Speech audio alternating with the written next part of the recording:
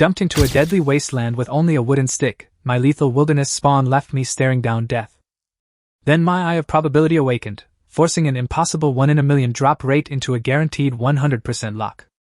Using overpowered drops and ruthless general buffs, I crushed tyrannical outlaws, seizing total command to build my own ruthless empire. Before we dive into the journey, please like and subscribe to support the channel. 10 minutes before the awakening that changed humanity forever, I was just an ordinary student sitting in class.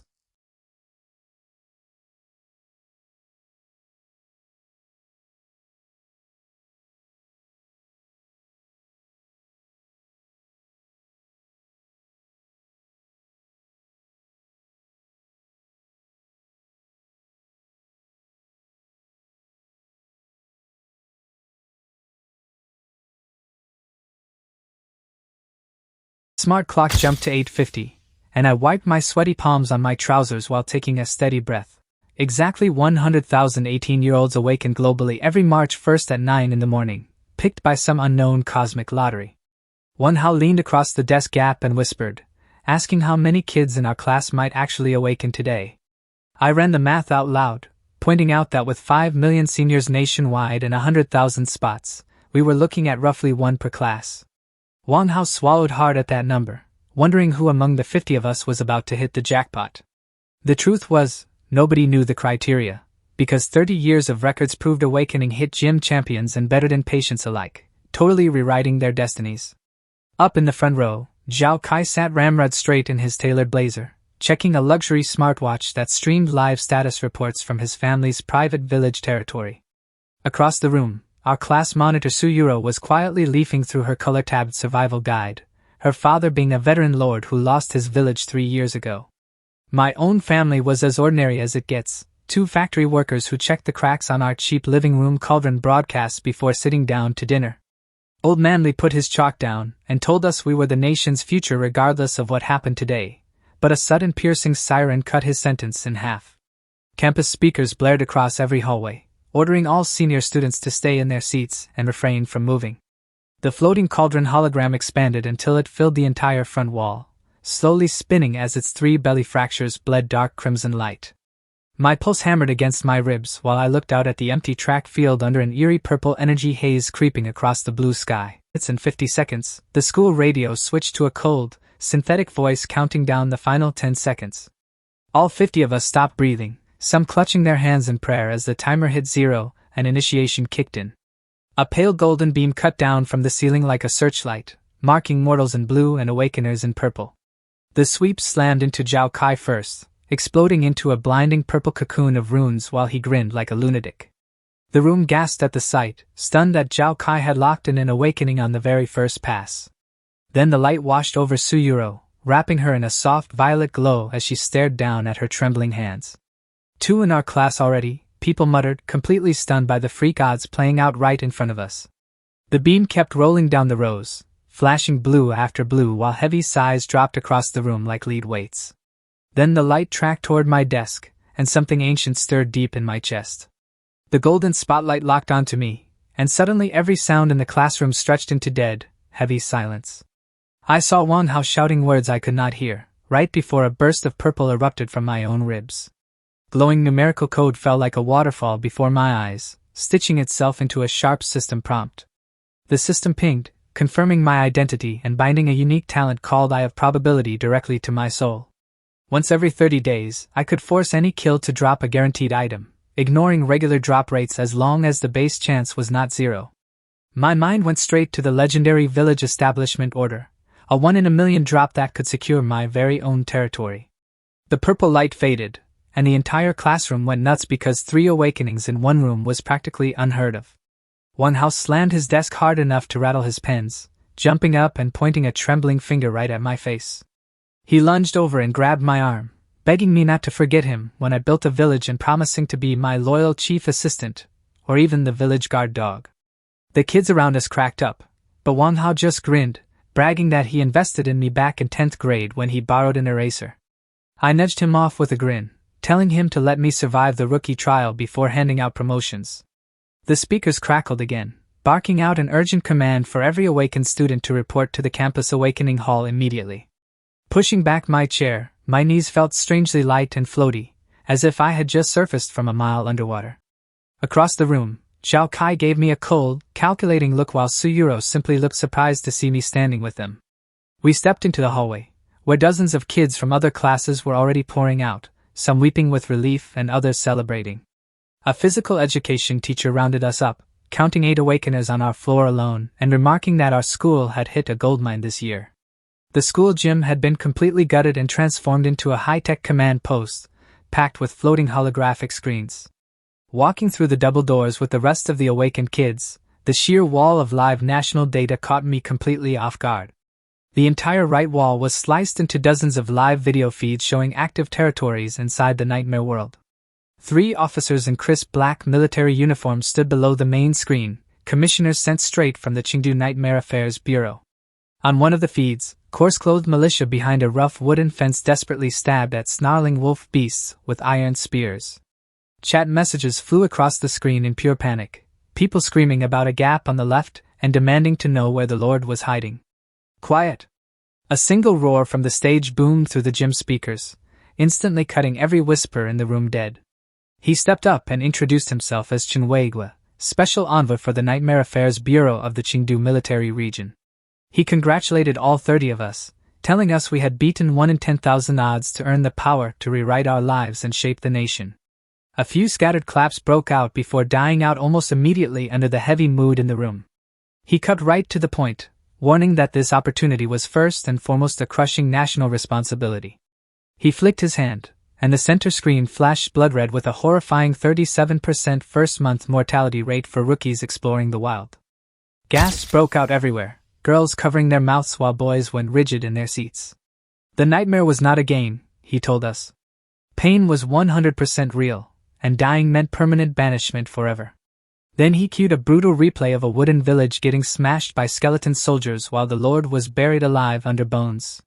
Right in the corner of the feed, our national destiny cauldron shuddered, a fresh hairline fracture splintering across its bronze surface before flickering out.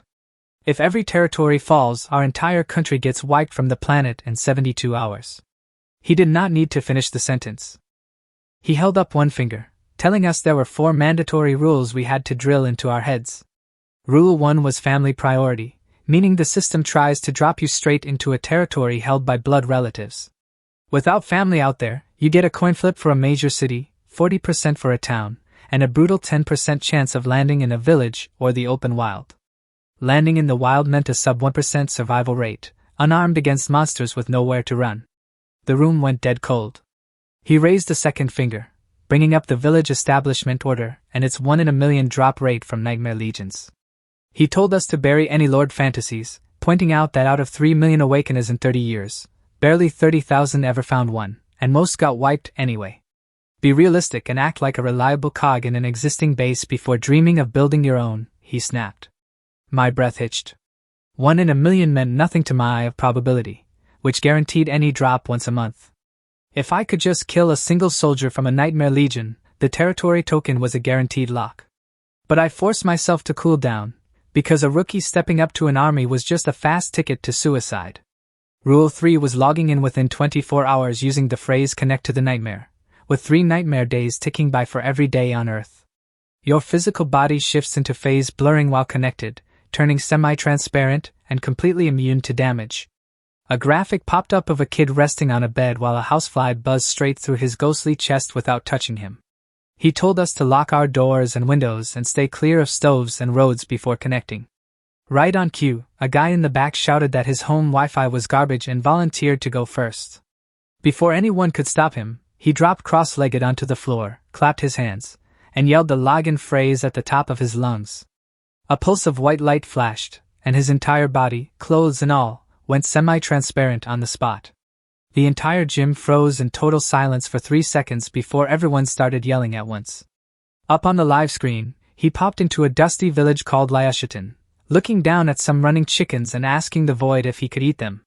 His exact words rolled across the live stream as subtitles, and the entire room lost its collective mind laughing.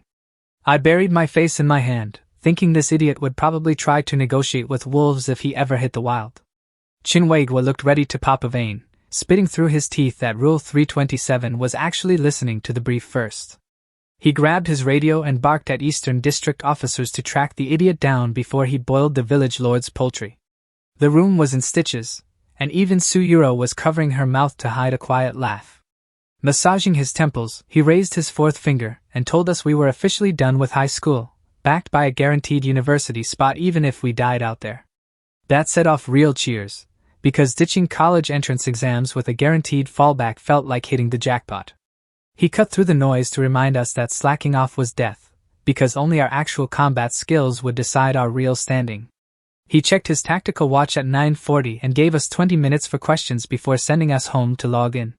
Suyuro raised her hand right away, asking how a newcomer dropped in unfamiliar territory could earn trust and lock down basic supplies.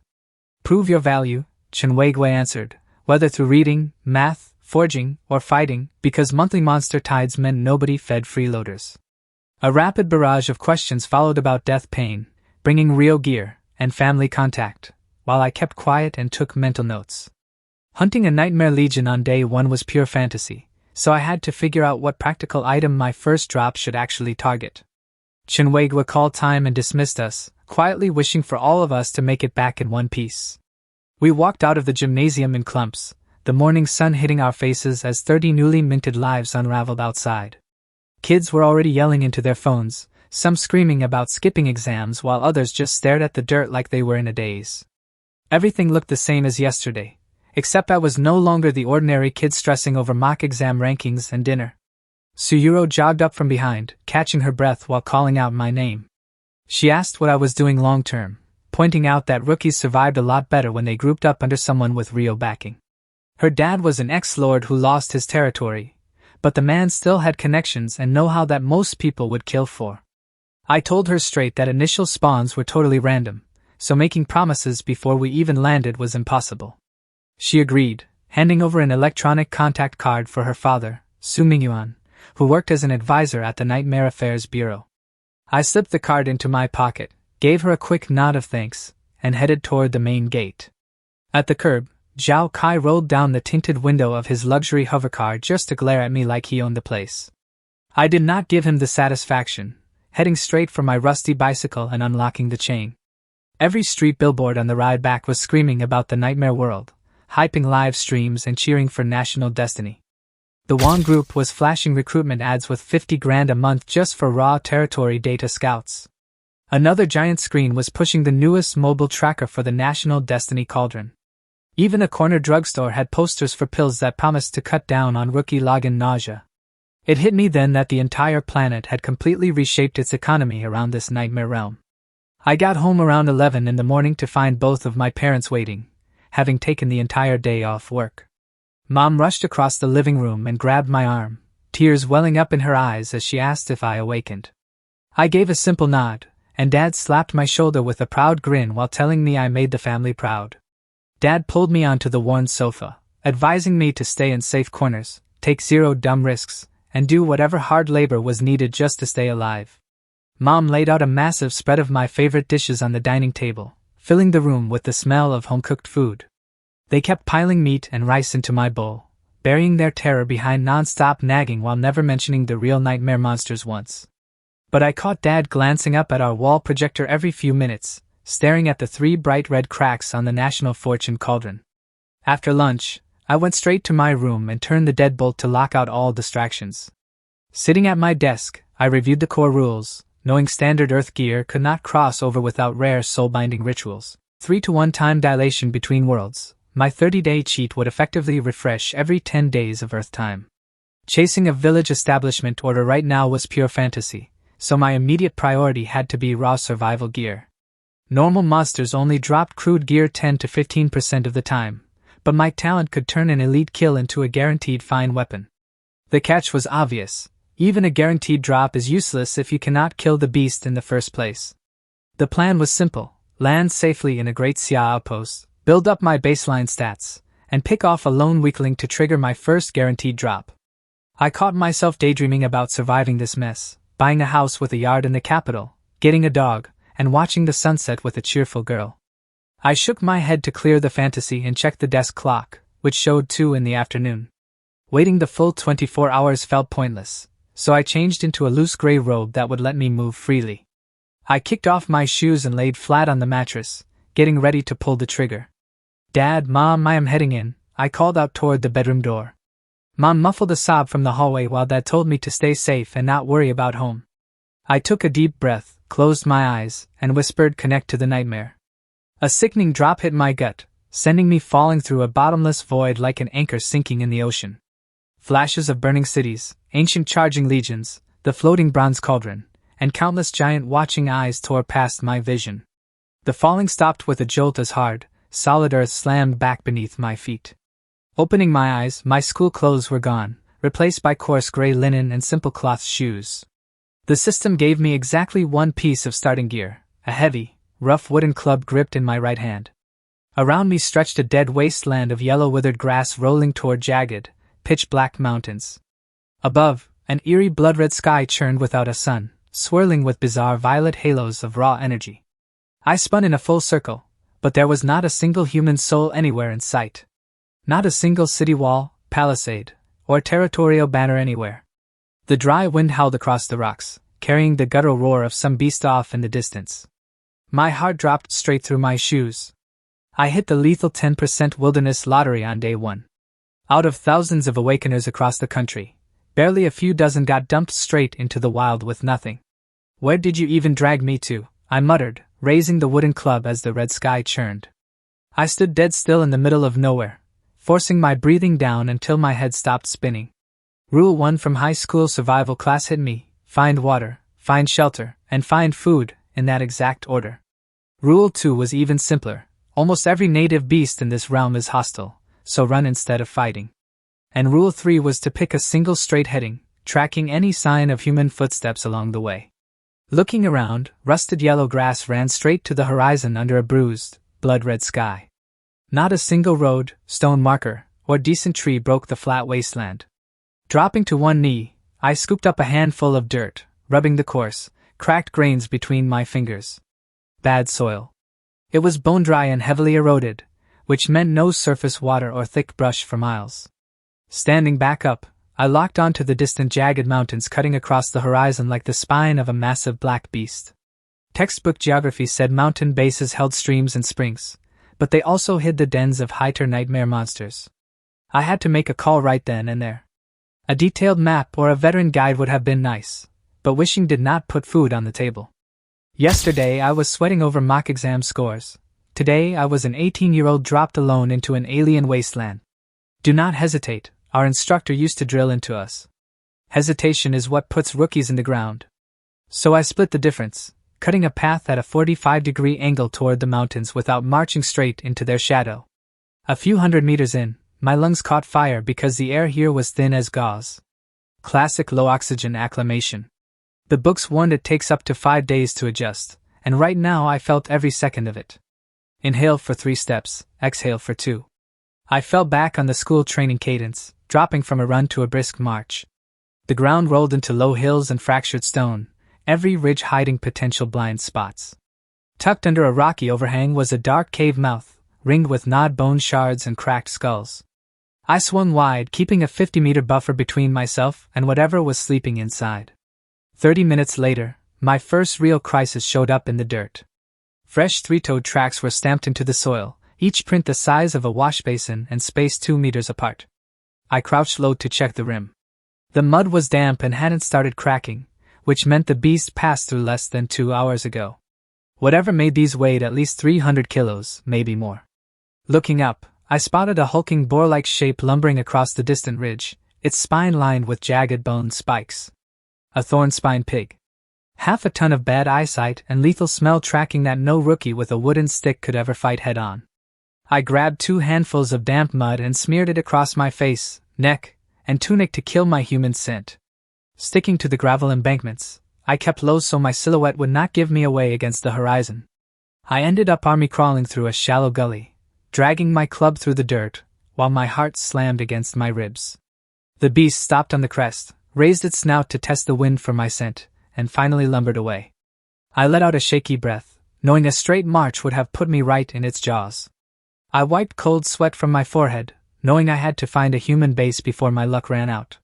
Another hour of marching pushed me to my limit. My throat felt like sandpaper and my stomach was screaming. Then the dirt shifted from bone-dry to damp, and tiny patches of green moss started poking through the dead grass. Moss means water. I picked up the pace, tracking the green trail through the brush.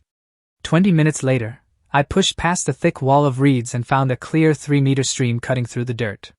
The water was pale blue and shimmered strangely under the blood-red clouds. I held back from diving in headfirst, knowing alien water could easily be loaded with parasites or neurotoxins.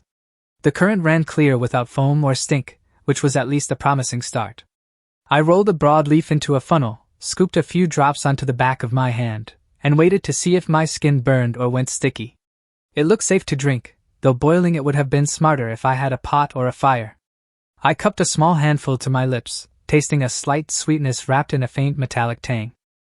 I did not get greedy, sipping just enough to wet my cracked throat and knock out the worst of the thirst. Water flows downstream to flat plains where people actually settle, so I followed the current. Low bushes with dark purple leaves lined the riverbank, heavy with clusters of wild shadowberries. Textbook botany said shadowberries were safe in small doses, though scarfing half a kilo would leave you dizzy from mild neurotoxins. I smashed one open with a smooth river rock, checking for clear violet juice and that sweet blueberry smell from the survival manual.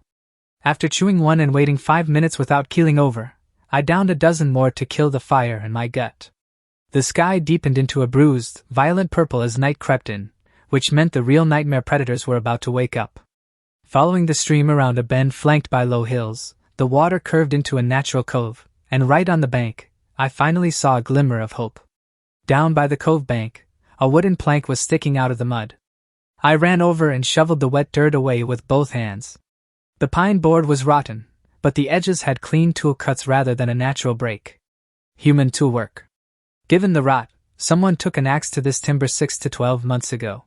10 meters downstream, a patch of crushed weeds pointed straight along the water. That settled it. I picked up the pace and followed the current. Night fell fast, bleeding the crimson sky into deep purple before turning pitch black. No moon, no stars, just faint green ghost lights drifting across the distant black peaks. 2 kilometers later, the stream fed into a wide river, and a flicker of firelight danced on the far bank. I dropped flat into the tall grass, holding my breath to watch the light. 300 meters across sat a football field-sized village walled in by 3-meter timber palisades. Wooden watchtowers stood along the fence, one of them swinging a lone yellow lantern in the dark. Inside the walls, rough buildings surrounded a central square where figures moved around a roaring bonfire. My stomach sank. The banner flying from the gate was not Great Xia's red flag. It was a black flag stamped with a skull and crossed scalpels. Faction identification class covered that exact skull and crossed scalpel sigil, the black bone flag of an outlaw bandit camp. It was an illegal settlement built by outlaws, deserters, and exiled awakeners who answered only to the law of the jungle. Outlaw camps hated uninvited guests, especially beggars arriving without a tribute of stolen loot or proof of a fresh kill. Over 70% of rookies who stumbled into these bandit bases ended up either shackled in chains or murdered on the spot. Marching through their front gate was out of the question. But sitting in the pitch-black wild with 30% stamina and a splintered wooden stick was barely any better. Backtracking upstream was a death sentence too, since there was nothing back there except empty gravel and barren hills. A dry branch snapped in the darkness behind me, cutting through my thoughts like a gunshot. I spun on my heel, every nerve firing as I raised my club into the black night. 2 eerie green embers blinked in the brush, followed by another pair, and then 5 more staring straight at me. Low, guttural growls scraped through the freezing air while razor claws dragged across the gravel. Backing toward the water, the distant campfire light caught the beast, a 2-meter monster with rotting gray flesh and exposed ribs. A nocturnal rotten wolf. Scent tracking, bloodthirsty pack hunters that get bold the second they smell human blood. The pack spread out into a wide hunting crescent, methodically closing the circle without rushing in. My heels hit the muddy river ledge. Nowhere left to back up. Fighting 3 rotting monsters with a wooden stick was pure suicide, and my odds of winning sat at a flat 0. Jumping into the freezing river was an option, though the current was 30 meters wide and starving beasts might still dive in after me. Screaming for the bandit camp to help was even dumber, since those outlaws would just finish me off and strip my corpse. The alpha lost patience, kicking off its hind legs and launching straight at my chest. I dropped sideways into the dirt, swinging my hardwood club with everything I had left right into its rotting ribcage. The beast howled in pain, but a second wolf snapped from my blind spot, aiming its jaws right at my throat. A foul wave of rotting stench hit my face as yellowed fangs snapped shut inches from my nose. I ducked hard, but its claws tore across my scalp, leaving a burning trail of blood in my hair. I scrambled across the sharp river stones, only for a third beast to step out and cut off my last escape route. Boxed in on three sides with my stamina flashing in the red, I was out of moves. Then a sharp whistle tore through the darkness from across the water. A black iron arrow drilled straight through the leaping wolf's eye socket, pinning its brain to the gravel. The beast collapsed in violent convulsions while two more arrows scattered the rest of the pack into the dark. Gravelly voice echoed across the current, shouting to ask if the kid over there was still breathing. I looked across the river and spotted a tall, bald archer with heavy black facial tattoos lowering a massive longbow. The tattooed archer yelled for me to swim over immediately, warning that the river was only chest deep but the smell of my blood was already drawing the whole pack. Right on cue, a chorus of blood-chilling howls ripped through the wasteland as dozens of green eyes closed in from the dark. My options were grim: get ripped apart by a dozen rotting wolves, or swim across to face an outlaw bandit camp. Bandits never feed strays for free, which meant this guy saved me for a reason, and a reason meant room to negotiate. I tossed the useless wooden club into the dirt, and threw myself straight into the freezing river. Biting, ice-cold water slammed into my chest, stealing my breath while the violent current dragged at my limbs. Behind me, the pack hit the shoreline, snarling and splashing at the water's edge. From the far pier, the bald archer let loose a rapid volley of black arrows, hammering the mud to pin the wolves back. "Move it, kid!" he bellowed. "Starving wolves will cross that water in seconds." I dug deep and stroked through the bottomless center channel with every scrap of strength I had left. My fingers finally clawed into the thick, blessed mud of the opposite bank. Before I could pull myself up, a massive, calloused hand clamped onto my wrist like an iron vice and hauled me out of the river. I hit the mud on all fours, hacking up mouthfuls of freezing river water until my lungs stopped burning. Looking up, the guy who hauled me ashore was a bald brute with crossed bone knives tattooed straight across his face. 5 more rough-looking men stood behind him, gripping rusted iron blades and sharpened timber spears. Every single one of them sized me up with cold, paranoid eyes. "Thanks," I stammered, trying to get to my feet before my knees instantly gave out. The scarred archer did not offer a hand, just asking in a flat voice if I was fresh meat. I admitted I awakened today, taking in their weathered grips and battle-tested stances. He scoffed at my luck, remarking that less than half the rookies dumped into the wild survived 3 days in this camp. My stomach dropped, but I forced out the question of where exactly I was. "Black Wind Camp," he said, pointing a thick thumb up at the black skull banner flapping above the timber wall. He added with a sneer that regular army folks treated their kind like a bunch of gutter rats. I told him I was just a student, not a soldier, and thanked him again for the save. A scrawny outlaw behind him chimed in with a shrill voice, demanding an entry fee from the newcomer. Scarface held out an open palm, asking if I had weapons, food, or rare items tucked away. I spread my empty hands with a dry grin, showing off my soaked gray linen and empty pockets. The scrawny outlaw stepped up and patted down my tunic with rough, grabbing hands, turning up nothing. "Dirt poor," he spat on the ground, wiping his greasy hands on his pants in disgust. Scarface waved him off and decided to haul me to the boss to settle whether I got spared or butchered. "I can work, read, do math, and handle basic combat," I pitched, fighting to keep my voice steady. "Useful or not is for the boss to judge," Scarface grunted, turning on his heel toward the open gate. I fell in behind them, eyeing the 3-meter timber walls held together by rusted iron spikes and rotting pine logs. We passed through the heavy iron-banded gate into a foul courtyard reeking of wet ash, sweat, and rotting game. Crooked log shacks lined the muddy alleys, all dwarfed by a sturdy 2-story wooden lodge in the center. Around a massive central bonfire, 20 ragged outlaws huddled in the dirt, roasting chunks of stringy meat over the flames. The fire dwellers gave me a dull, hollow stare before looking right back at their roasting skewers. The camp hierarchy was obvious. The rabble froze by the fire, regular fighters took the dry cabins, and elites ruled the 2-story lodge. Scarface marched me straight to the heavy lodge door, where 2 armed guards nodded and pulled the timber open. Inside, the long hall was packed with crude weapon racks, heavy oak benches, and curing beast hides hanging from the rafters. A massive scarred leader sat on a raised platform lined with thick bearskin, carving a wooden block with a hunting dagger. A leather eye patch covered his left eye, and a ferocious black dragon tattoo coiled down his right arm from shoulder to wrist. Still shaving wood, the boss asked without looking up if I was fresh meat. Scarface stepped up and reported finding a newly awakened kid in the wild, totally broke and carrying 0 gear.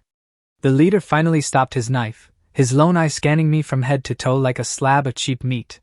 He rattled off rapid-fire questions, demanding my name, where I came from, and why I ended up out in the Badlands. I told him the truth, explaining my wild spawn, how I tracked the stream, and the wolf ambush on the riverbank. He dropped the dagger and stood up, over 1.9 meters of pure muscle making the heavy floorboards creak under his boots. Standing over me, he asked if I knew where I was and if I knew how rules worked in his camp. Black Wind Camp, I answered, asking him straight to lay out the rules so we were on the same page.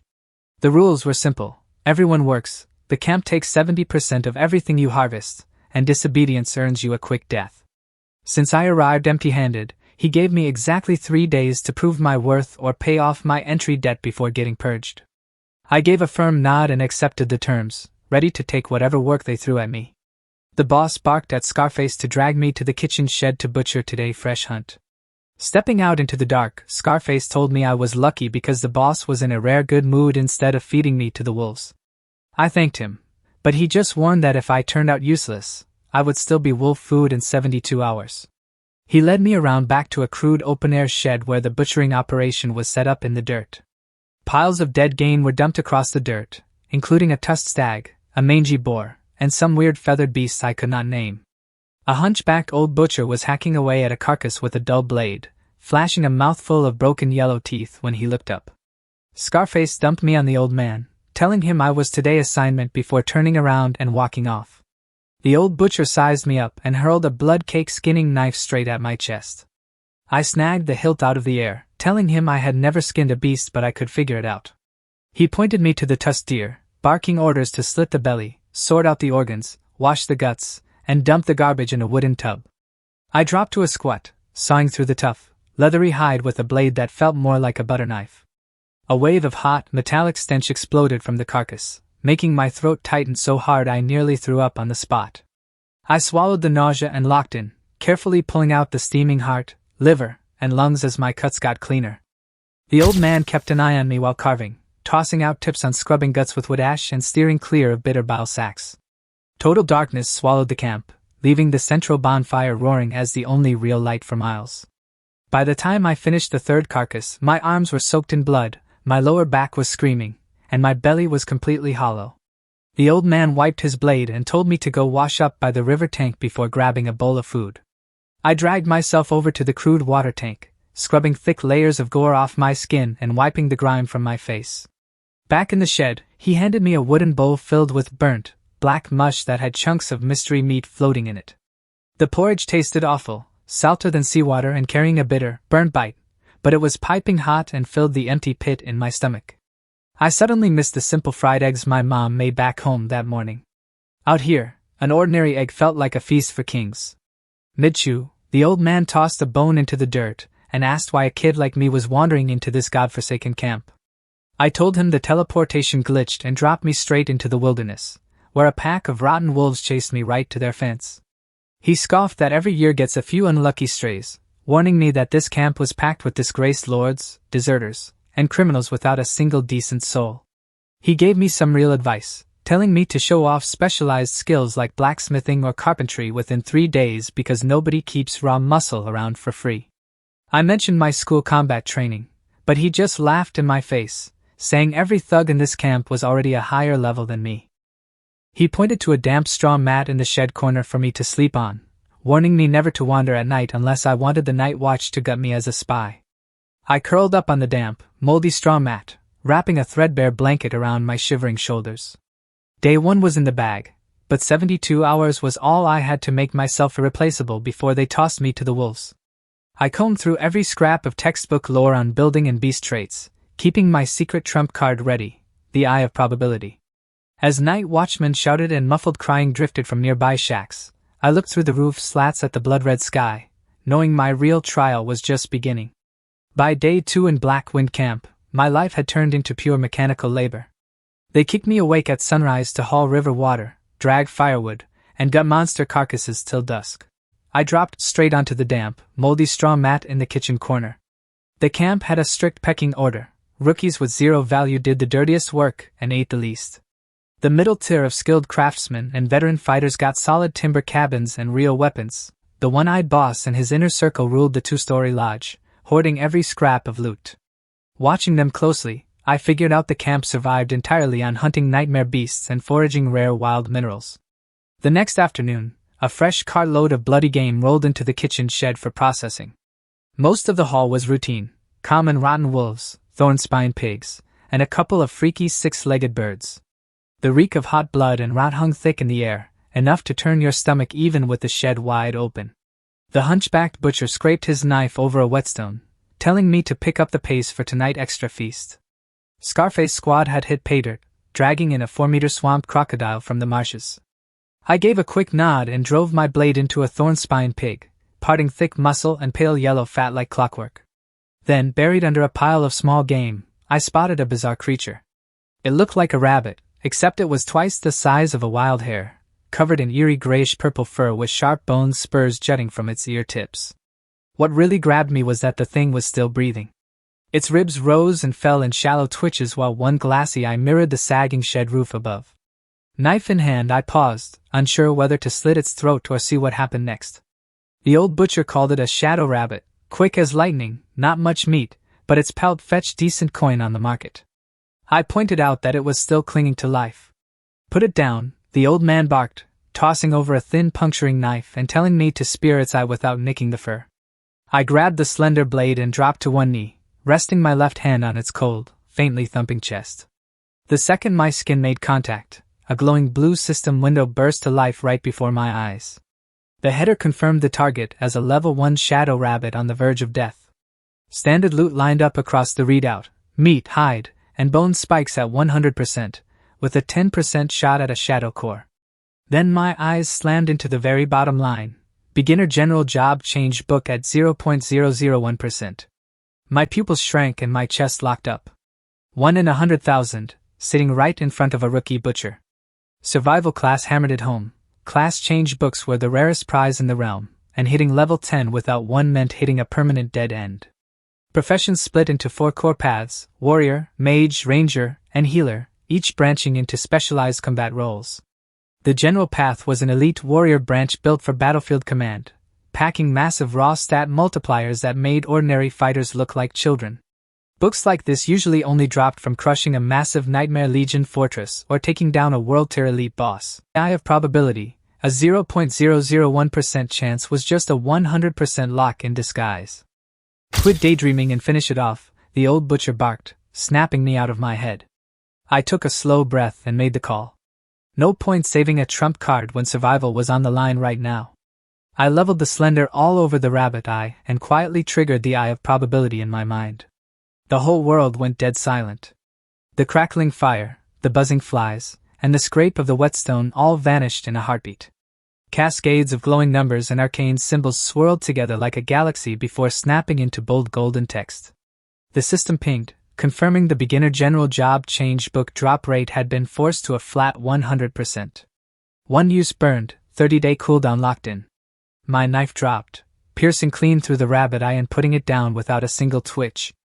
A soft, golden pulse leaked from the corpse, condensing in midair into a slim, bronze-bound manual that dropped silently into the floor shadows. The old man kept his head down, scraping his cleaver, completely blind to the miracle sitting in the dirt. My heart hammered against my ribs, but I kept my face deadpan as stone. I scooped up a greasy rag, wrapped the bronze manual tight, and slid it straight into my inner pocket. Moving on autopilot, I skinned the pelt, carved out the meat, and separated the bone spikes without missing a single beat. The booklet gave off a steady warmth against my ribs, like a piece of polished jade calling straight to me. "Did you find a shadow core?" the old butcher suddenly asked, looking up from his bench. I poked through the purple entrails and shook my head, telling him nothing dropped except the hide and bone spurs. He grunted at my mediocre luck, barking at me to hang the pelt, grind the spurs for arrow tips, and toss the meat into the stew pot. I sorted every piece onto the racks with my head down, making zero eye contact. My skin was itching to find an empty corner and activate the class change before anyone noticed. At dusk, the camp crowded around the roaring square fire as Scarface's squad spun the 4-meter swamp crocodile over the flames. I sat in the dirt with my tiny scrap of meat and wild soup, chewing in silence while mapping out my escape route. Deep night rolled in, putting out the loud talk until the camp went completely still. I stayed flat on my straw mat, waiting until the old butcher started sawing logs in the corner before making a move. I slipped out of the shed, sticking to the blackest wall shadows as I navigated the compound. I ducked behind a broken animal pen tucked into the far corner of the camp, buried under piles of rotting scrap. After making sure I was totally alone, I reached into my coat and pulled out the bronze booklet. Golden runes carved across the bronze cover shimmered faintly in the pitch dark. I did not waste time, biting my index finger and pressing a fresh drop of blood onto the metal. The bronze manual drank the blood, dissolving into a blinding flash of golden light that slammed straight into my chest. A loud system chime echoed through my head, confirming I had officially unlocked the beginner military general class. My core passive General's Majesty came online, granting an insane 50% boost to every personal stat and handing nearby allies 10% extra strength. The command stat unlocked right behind it, setting my baseline troop capacity to 0 out of 100 soldiers. My overall status refreshed, locking me in at level 1 with a beefed up 175 health points. Thanks to the 50% multiplier, my constitution, strength, and agility all jumped from a flat 5 straight to 7.5. A hot rush poured straight from my chest into my limbs, tightening my muscles, sharpening my night vision, and leveling out my breathing. I squeezed my fists, and the heavy exhaustion and hollow hunger from 2 days of hard labor just vanished into thin air. Basic combat instincts flooded my head, hardwiring clean weapon swings, balance recovery, and how to spot enemy weak points. I choked down my excitement, knowing every single stat point I earned on level up would get supercharged by General's Majesty. I slipped back into the kitchen shed without making a sound, sliding onto my damp straw mat with a steady, powerful pulse in my chest. My pockets were still empty, but real power was finally running through my veins as I stared out into the dark red night. A loud commotion tore through Black Wind Camp at dawn on my third day. I had just filled the water tank when Scarface and his hunting squad stumbled through the gate. One man was missing entirely, and every single survivor was dripping blood. Scarface had his left arm wrapped in a ragged cloth, blood already soaking through the fabric. The door of the 2-story lodge flew open, and the one-eyed boss stepped out with a heavy scowl. We ran into an armored digger in the northwest stone forest, Scarface rasped, and Sixth Brother could not get clear in time. He kept it brief, but everyone knew what that meant. Another fighter was dead in the dirt. In a tiny camp like this, losing even one combat veteran punches a massive hole in everyone's survival odds. The boss stood quiet for a few seconds before his lone eye swept over the bloodied crew to demand what they brought back. Scarface waved to his men, who hauled up a thick armored hide, serrated bone spikes, and chunks of metallic ore. Armored hides make solid plate, bone spikes forge weapons, and the ore is high-grade iron, he reported, but the price was way too steep. The boss gave a rare nod, ordering the materials into storage and sending the wounded to Old Wu for medicine. The crew broke off to get patched up, but Scarface stayed put, his eyes drifting across the yard until they locked onto me at the chopping block. I felt the weight of his stare and looked straight back, our eyes meeting across the camp. He raised his good arm and gestured for me to come over. I planted the splitting axe in the log and walked over, pointing out the dark blood soaking his bandage. He waved it off as a scratch, squinting at me like he was trying to solve a puzzle, and said I had been moving differently lately. My chest tightened for a split second, but I kept my face blank and chalked it up to getting used to the grind. He shook his head, cut the small talk, and dropped the bomb. His squad was down a man, and he wanted to know if I just stood there, totally stunned by the sudden offer. Joining the hunters meant putting my neck on the line, but it also meant real meat, a dry cabin, and actual weapons instead of kitchen scrap. More importantly, it was my only shot at live combat to test my new stats and farm real experience, asking what the one-eyed boss would say about dragging an unproven rookie into the field. "Wait here," he grunted, turning around and marching straight toward the 2-story lodge to clear it with leadership. With only 24 hours left on my 3-day timer, hunting was my only ticket out of a shallow grave. 10 minutes later, Scarface pushed through the lodge doors, looking pale and grim. The boss said yes, but with a catch. On tomorrow hunt, I had to solo kill a nightmare beast with my own hands.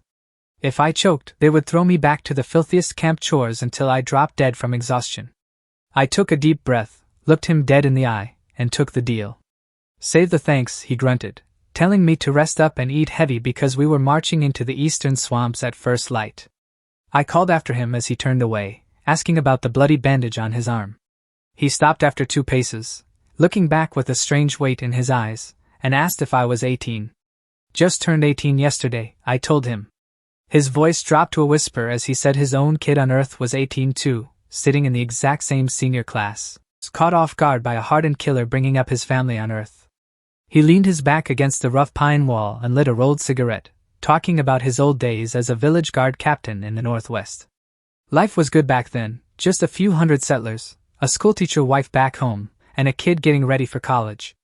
He blew a long plume of gray smoke, recounting the nightmare tide that hit 3 times harder than any scout predicted. The palisade gave way, and he fought for a solid hour in the breach before watching the whole settlement burn to the ground. He watched the red ember at the tip of his smoke and asked if I knew why surviving lords can never return to Earth. I shook my head, since high school survival theory never bothered to explain what happens to the ghosts who lose their land. His voice turned chillingly flat as he broke down the link between the nightmare avatar and the body sleeping on Blue Star. While you dive in here, your body back on Earth enters phase etherealization, immune to physical damage but knocked out like a total vegetable. Severing the link snaps your mind right back into your skin, but there is a brutal catch. You have to disconnect inside a territory protected by the National Fortune Cauldron. Cut the link out in the wild, and you wake up dead. A cold chill crawled right down my spine at the raw horror of what happens to displaced outlaws. I fell silent, realizing the nightmare world cruelty went miles beyond blood and monsters. To break the heavy silence, I shifted gears and asked him what level he was sitting at. Level 7, he grunted, adding that the boss was stuck hard at level 10 without a class change book. Is finding a class book really that impossible? I asked, keeping my own windfall buried deep. Tougher than climbing to the heavens, he spat, saying natural drop rates were practically non-existent. He laid it out plain. Every major power and corporate guild had already locked down the high-level hunting grounds. Outlaws without connections were stuck farming weak monsters that yielded 0 experience points. He clapped my shoulder with his good hand, telling me to drop the daydreams and focus purely on staying alive. Higher stats carried physical perks back to Earth, so even if you were stuck, you could still make a living as a combat instructor. He turned to leave and told me to drop the Scarface title, introducing himself as Zhao Hu. Got it, brother Zhao, I answered as he walked away into the morning fog. I stood in the alley, piecing together the avatar rules, the hard level caps, and Zhao Hu's broken past. Behind that ruthless outlaw face lived a broken man carrying more scars than his tattoos could ever hide. My status shot up that evening, earning me an extra half bowl of roasted meat and a clean blanket from the old butcher. The old butcher stirred the steaming cauldron, muttering that joining the hunting squad beat rotting away in the kitchen shed. I gave him sincere thanks, but he just told me to save my breath until I actually made it back from the swamp alive. Late into the night, I lay awake on my straw mat, locking my mental focus onto tomorrow live combat trial. A standard level 5 awakener started with 5 points per stat, and often dumped everything into a fence, creating fragile glass cannons. But my profile was an entirely different beast, with constitution, strength, and agility all sitting at a massive 7.5. That meant my baseline power matched a level 6 veteran, backed by a huge health pool and hardwired general combat instincts. My only real weakness was 0 live battlefield experience, making survival my absolute top priority. I ran through every swamp monster from class, venomous leeches, swamp crocodiles, carrion toads, lethal miasma, and hidden mud sinkholes. As the central bonfire died into smoldering embers, I rolled over on the straw mat and forced my eyes shut. Across the yard, Zhao Hu stood by his cabin window in the dark, staring quietly toward the kitchen shed. He whispered a quiet prayer into the shadows, hoping his son on Earth would never share his stranded fate. He lay down on his cot as nightmares of his burning walls echoed in his head, while dawn began to break outside. Zhao Hu kicked me awake well before dawn while boots were already crunching outside the shed. Put these on, he grunted, tossing a bundle of gear right onto my mat. The armor was beat-up boiled leather with rusted iron sheets stitched over the ribs, giving 5 points of defense. The broadsword had a chipped edge and dirty cloth around the grip, adding 5 points of raw attack. Xiao Hu sat on a crate and sparked a cigarette, explaining that gear ran across 6 tiers from gray to gold. Gray was bottom-of-the-barrel junk, mostly makeshift camp craft or crude monster bone. I strapped the armor over my tunic, pulled the side laces tight, and secured the broadsword to my hip. I asked how the math worked for attack power and incoming defense. He blew a smoke ring and said base attack was just your strength attribute multiplied by 5. Add the 5 points from the blade, and you subtract the target defense to find your final damage. I ran the numbers in my head. My 7.5 strength gave 37.5, putting my total attack at 42.5. Then I asked how defense factored into taking hits. He explained that raw defense matched your constitution, and armor stacked right on top to block incoming damage. My 7.5 constitution plus the armor gave 12.5 defense, meaning anything under that would not even touch my health. His tone hardened as he warned that a health bar was not a get-out-of-pain-free card. Take a blade to the gut, and the agony alone will paralyze you, he warned, because a health bar only keeps you breathing, not fighting. 50 health points was the red line where limbs actually snapped off and punctured lungs truly ruptured, exactly like our textbook taught us. Xiao Hu flicked his cigarette ash with an approving nod and shoved open the shed door. 4 veteran hunters were already waiting in the camp square, their breath pluming in the freezing mist. The scout was a tall, gaunt man carrying a longbow, codenamed Arrow Eye. The frontline tank was a short, bald brawler built like a brick wall and hauling a massive iron hammer, codenamed Tai Dun. The assassin was a grim-faced woman with twin short blades strapped to her hips, codenamed Shadow Snake. Xiao Hu rattled off the tactical plan. Arrow Eye scouts, Tai Dun takes the front, Shadow Snake roams the flanks, and he runs the battle. He pointed at me and ordered me to stick 5 meters behind him, watching how they fought before taking a single swing. The hit list was set: march into the eastern swamp, gather 3 poison heart grasses, and bag at least 2 swamp crocodiles. We marched out of the gate in dead silence, swallowed up by the thick morning fog. I stayed on Xiao Hu's heels, getting used to the heavy iron plates clinking against my ribs and the sword bumping my hip. 30 minutes out, the dry yellow wasteland dissolved into soggy marsh, and the air soured with the reek of rotting plants and black silt. We dropped into a low-lying basin dotted with murky puddles and swaying purple reeds. Xiao Hu threw up a closed fist, bringing the whole squad to an instant halt. Arrow Eye scrambled up a gnarled swamp tree like a squirrel, pulling a brass telescope to scan the marsh. He called down that 2 carrion toads sat at 2 o'clock, while something unidentifiable stirred in the puddle at 10. Xiao Hu told us to steer clear of the toads, wheeling the squad left along the edge of the swamp. I watched my footing, stepping only on hard ridges to keep the swamp mud from swallowing my shoes. The puddle at 10 o'clock blew apart in a violent eruption of mud and black water. A 3-meter swamp crocodile burst out of the muck, bearing jaws lined with razor fangs as it charged our center.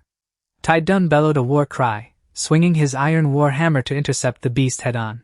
Who drew his broadsword in a flash, barking orders to focus fire and lock down our combat positions. A black iron arrow whistled from the branches above, drilling clean through the crocodile left eye for 18 points of damage. The beast howled in agony, its charge stalling out as its health bar took a 5% hit. Tai Dun war hammer slammed into its armored ribs with a bone-cracking crunch, scoring 32 damage. Shadow Snake slipped in like a ghost from the rear, repeatedly stabbing its hind joints for 22 total damage. Xiao Hu lunged and drove his steel blade deep into its soft belly, racking up a massive 48 damage. Watching from 5 meters out, I calculated the beast had 12 defense and 350 health, having already eaten 120 damage.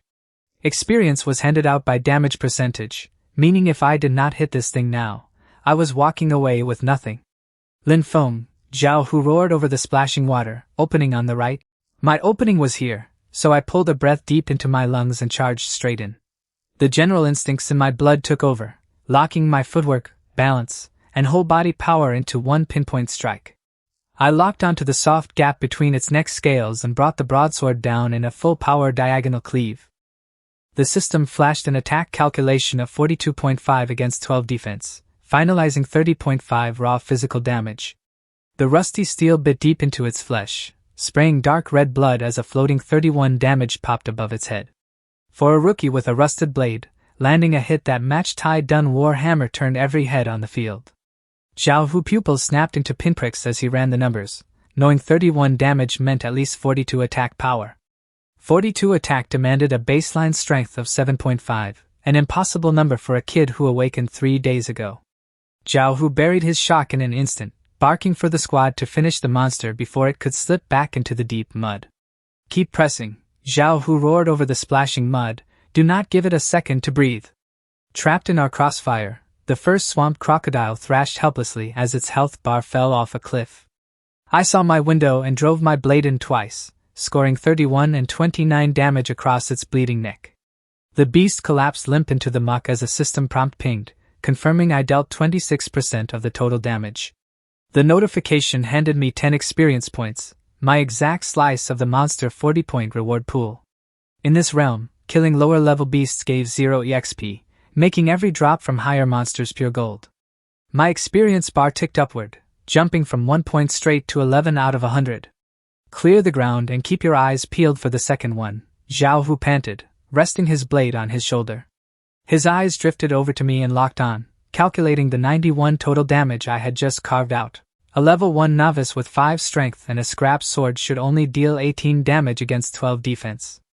But my weakest hit was 29, which mathematically demanded over 40 attack power and at least 7 strength. Unless I was hiding my real rank, the only answer was a rare, game-changing talent tucked away in my soul. He kept his mouth shut, knowing that out here, everyone kept secrets as long as they did not stab the squad in the back. He pointed toward a pool covered in dark purple moss, sending Arrow Eye back into the canopy to check for poison heart grass. Arrow Eye whispered from the branches that 5 carrion toads were nesting below, with a massive shadow stalking the left reeds. Zhao Hu scowled, calling for battle readiness and ordering me to lock my eyes onto the shaking reeds on our left flank.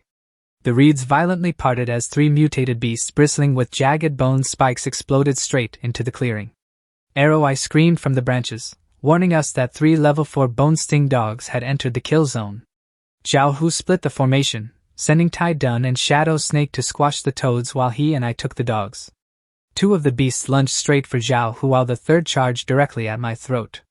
I gripped the broadsword hilt with 2 hands, letting the general combat instincts surge through my blood without a single second of hesitation.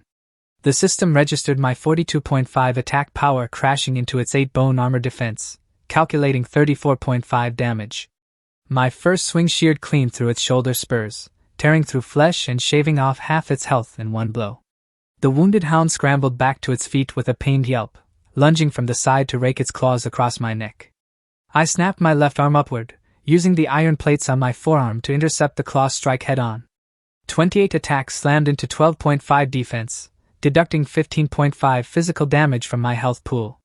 A searing burn tore across my forearm as my health ticked down from 175 to 159.5. I bit through the pain, planted my lead foot, and drove a heavy front kick into its ribs to send it flying backward. Before it hit the dirt, I stepped in and swept my broadsword in a vicious horizontal arc across its exposed throat for 33 damage. Its health bar completely emptied out as the beast crashed dead into the marsh with a heavy, limp splash. The system flashed a solo kill confirmation, handing me a full 20 experience points for taking down the level 4 beast on my own. My experience bar climbed again, jumping straight from 11 to 31 out of 100. Looking over, I had soloed my hound in seconds while Zhao Hu stood over the mangled, bleeding corpses of the other 2. Tai Dun bellowed from the moss beds, calling out that all the carrion toads had been squashed. Zhao Hu walked over, looking at the dead hound before his eyes dropped to the fresh, bleeding claw mark on my arm. Clean kill, he grunted, before leaning in and asking how 2 slashes could possibly dish out that kind of damage. My chest tightened as he pressed for answers, knowing my secret was dangling by a thread. He stared at me for 2 long seconds before shaking his head, saying everyone had secrets as long as they did not hurt the squad. He knelt in the mud and scattered a pinch of bitter hemostatic herb powder across my bleeding arm. Wrapping the wound tight, he told me the level 4 hound already checked off the boss solo kill quota. I let out a slow breath of relief and thanked Brother Zhao for the patch-up. Do not celebrate yet, he warned, saying a swamp crocodile was the true quarry and I needed to solo one to truly prove my worth. Right on cue, a massive puddle in the distance detonated as an even bigger swamp crocodile crawled out, drawn by the stench of fresh blood. Zhao Hu backed off with the squad, declaring this giant crocodile was my solo trial and no one would lift a finger unless I was about to die. I froze in place, totally stunned by the sudden trial by fire.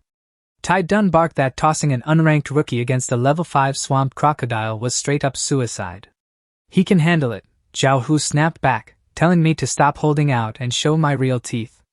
I took a slow breath, knowing he had my level wrong, but my general multipliers gave me the exact stats he expected anyway.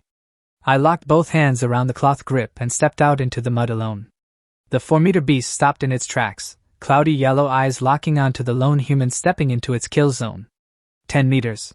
5 meters. 3 meters. The crocodile launched forward in an explosive lunge, jaws snapping wide to split me in two. I dove into a sharp left roll, carving across its scaly flank for 27 damage as water exploded around us. Its armored tail whipped around like a steel club, forcing me to leap clear and stumble on the slick marsh silt. Seeing me off balance, the monster lunged forward to snap my head clean off. I did not back off, driving straight into its open maw with the tip of my blade leveled right at its throat. My general instincts locked the angle, timing, and force into one seamless thrust. The system calculated 42.5 attack against 5 throat defense, clocking 37.5 damage. The iron broadsword sank to the hilt in its soft flesh, dealing 38 damage as black blood gushed across my hands. The beast roared and whipped its skull violently, launching me 10 feet into the air before I slammed into the mud. I ate 15 points of fall damage, knocking my health to 144.5, but my fingers never let go of the blade. Down at 40% health, the beast went totally berserk, thrashing through the muck in a blind, savage frenzy. I rolled beneath a frantic claw swipe, wrenched my sword into position, and unleashed a 3-hit diagonal combo. All 3 strikes drilled right into its torn throat, stacking 29, 31, and 26 damage in one bloody heartbeat. The giant crocodile slowed to a crawl, let out a wet rattle, and dropped stone dead into the black mud. A golden system banner lit up the dark, awarding me the full 40 experience points for a clean solo kill on a level 5 Titan. My experience bar surged forward, locking in at 71 out of 100. My knees buckled and I dropped into the dirt, chest heaving as the cut on my arm flared with burning pain. Covered in cuts and bruises, I looked down at the dead monster and knew I had officially survived my trial. Zhao Hu walked up in dead silence, looked from the carcass to me, and waved for the squad to harvest the loot and pack up. We marched back across the wasteland, our shadows stretching long beneath a blood-red sunset. I walked right in the middle of the pack, aching from head to toe but planting every step with absolute confidence. Slaying the beast bought me real breathing room in camp, all while keeping my eye of probability buried as my ultimate trump card. With 29 days left on the cooldown, I wondered what to lock down next, blue tier armor, or a lethal skill book. Evening fell as we hauled our quarry back to Black Wind Camp under a blood-red sunset. Laborers fixing the perimeter fence dropped their tools, staring at the loaded stretchers with naked greed and envy. 2 swamp crocodiles, 3 bone dogs, and carrion toad parts, Tai Dun bellowed, carrying half a crocodile on his back with a massive grin. Plus 3 intact poison heart grasses, he shouted, making sure every throat in camp heard him. Holy hell, Scarface really hit the jackpot this time, an outlaw whistled from the crowd. Someone pointed out that those crocodile hides could easily stitch together several sets of heavy armor. Then the muttering turned to me, with people shocked that the fresh rookie actually walked back on his own 2 feet. I kept my chin down and stayed behind Zhao Hu, feeling their sharp, calculating eyes digging into my back. Zhao Hu ignored the chatter completely, marching straight for the heavy oak doors of the 2-story lodge. He barked at Tai Dun to haul the meat to the warehouse while he went in to report to the boss. He gave me a long, unreadable look and told me to wait right where I was. I found a dry spot by the woodpile to sit, my left arm throbbing as fresh blood soaked through the bandage. I leaned back and pulled up my character panel to see the damage. The screen locked me in at level 1 with 71 experience, sitting on 149 health and 7.5 across the board. I was only 29 points from hitting level 2 after banking 70 EXP from the crocodile and hound kills, way faster than I expected. Sitting there, I realized my insane damage output today had definitely made Zhao Hu suspicious about my actual level. It made sense, because a level 1 newbie having the raw stats of a level 5 veteran completely defied common logic. So Zhao Hu naturally assumed I was just faking a lower level to hide my real strength. Honestly?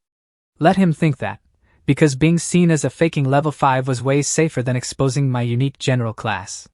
But I needed to be incredibly careful with how I used my future level up stat points to keep this act going. No more dumping into strength, because a 7.5 strength stat was already drawing way too much attention. I could not touch Constitution, either, since tanking those bone sting dog hits with minimal damage was already bordering on unbelievable. There was also no way I could pass my general aura off as some convenient, unique talent I had awakened. That only left agility, which affected speed, evasion, and accuracy without artificially jacking up my damage numbers. The improvement brought by agility was subtle enough that no one could look at me and immediately spot something was wrong. So I decided to bank the next batch of points first, and only dump them into agility once the coast was clear. Right on cue, the heavy oak doors of the two-story lodge groaned open. Zhao Hu stepped out, his expression totally unreadable as he waved me over. I pushed off the woodpile and walked straight toward him. The boss made things clear, Zhao Hu said, lighting a cigarette and exhaling a plume that covered up the cover story. Zhao Hu took a drag from his smoke and told me he reported me as level 5, claiming I hit it earlier just to stay safe as a newcomer. My heart jumped into my throat as I asked him if the boss actually bought it. Zhao Hu blew a long plume of smoke and said the chieftain did not care in the slightest. He laid it out plain. This camp was crawling with runaway fugitives, cast-off sons of high noble clans, and broken refugees who lost their land. As long as you bring in profit and follow his rules, the boss could not care less where you came from or what you hide. A weight fell off my chest, but my guard instantly snapped back up at the raw danger of dealing with a boss like that. A leader who only values profit sees everyone as disposable tools, nothing more. You keep what is useful, and you throw out the rest to rot. How is that arm holding up? Zhao Hu asked, flicking his gaze down to my blood-stained wrap. Just a scratch, I told him, nothing to lose sleep over. I rotated my wrist and noticed the general constitution boost had already clotted the tear into thick, hard scabs. Zhao Hu leaned in close and lowered his voice, offering to break down the 2 real reasons he called me level 5 in public. I kept my mouth shut and listened to every word. First off, dishing out 30+ damage with a level 1 badge and a scrap blade would make everyone think I was packing some god-tier relic. In the nightmare world, faking your rank was normal, but carrying a secret divine weapon got you butchered in your sleep. Second, Zhao Hu needed me to lock down standing in the squad, because Black Wind Camp ran on a strict contribution-based loot system. Word of my solo crocodile kill would spread fast, letting my supposed level 5 rank permanently strip off the rookie tag and guarantee my fair share of the loot. It clicked right then that Zhao Hu was intentionally paving a road to protect me. I gave him genuine thanks, calling him Brother Zhao. Save the gratitude, he warned, his voice turning dead serious as he told me not to celebrate too early. He admitted he backed me because I had real talent, and because I looked too much like his kid back on Earth. Personal feelings were worthless, and one screw-up tomorrow could erase all the value I proved today. I gave a firm nod, understanding the cold reality of this world. He crushed his smoke under his boot and told me to get some food, promising extra meat tonight. I watched him walk away before turning toward the roaring bonfire in the center of the camp. The feast was wild, centered around a boiling cauldron of crocodile stew that smelled incredible. They handed me a heaping bowl of meat stew and 2 massive pork chops, double what I used to get as a kitchen drudge. I took my bowl to a quiet corner, chewing slowly while keeping my eyes on the whole camp. Tai Dun stood by the flames, waving his arms and hyping up my solo fight with the swamp crocodile like I was an ancient hero. Younger outlaws crowded around him, gasping and shouting in disbelief at what the new kid pulled off. Shadow Snake sat off by herself in the dark, chewing her meat slowly while her cold eyes scanned the shadows. Near the fire, Arrow I wiped down his recurved bow with the tender care of a man handling fine porcelain. Over by the kitchen, Zhao Hu huddled with Old Wu, negotiating what to trade for their fresh batch of contribution points. Up in the second-floor window of the main lodge, the bald chieftain stood in the shadows, staring down at a map laid out on his table. Everything looked calm on the surface, but I could feel a cold undercurrent running through the entire yard. In just one afternoon, proving my strength had flipped my standing from a disposable nobody into a real combatant. To everyone in Black Wind Camp, I was no longer a rookie, I was a fighter with level 5 combat power. But respect out here always came wrapped in heavy scrutiny and quiet envy. I headed back into the kitchen shed, where the old butcher tossed me a clean, thick beast hide to sleep on. I heard you took down a swamp crocodile completely on your own, the old man rasped with rare respect in his voice. He told me not to get cocky, because swamp crocodiles were just bottom feeders compared to the real nightmares out there. I jumped at the opening and asked him what kind of monsters he was talking about. He pointed northwest, warning of fire-breathing lizards deep in the stone forest that moved as fast as ghosts. Out past the eastern swamps, he said a house-sized toad king commanded clouds of lethal purple poison fog. Northern Rift Valley, ghostly women cried in the night, and nobody who stepped in ever walked back out. But he dropped his voice to a terrified whisper, saying the wildest beasts were nothing compared to the organized core. My pulse spiked as I asked if he meant the nightmare legions. The old man nodded slowly, his eyes going hollow as he talked about living in a fortified northern town just a year ago.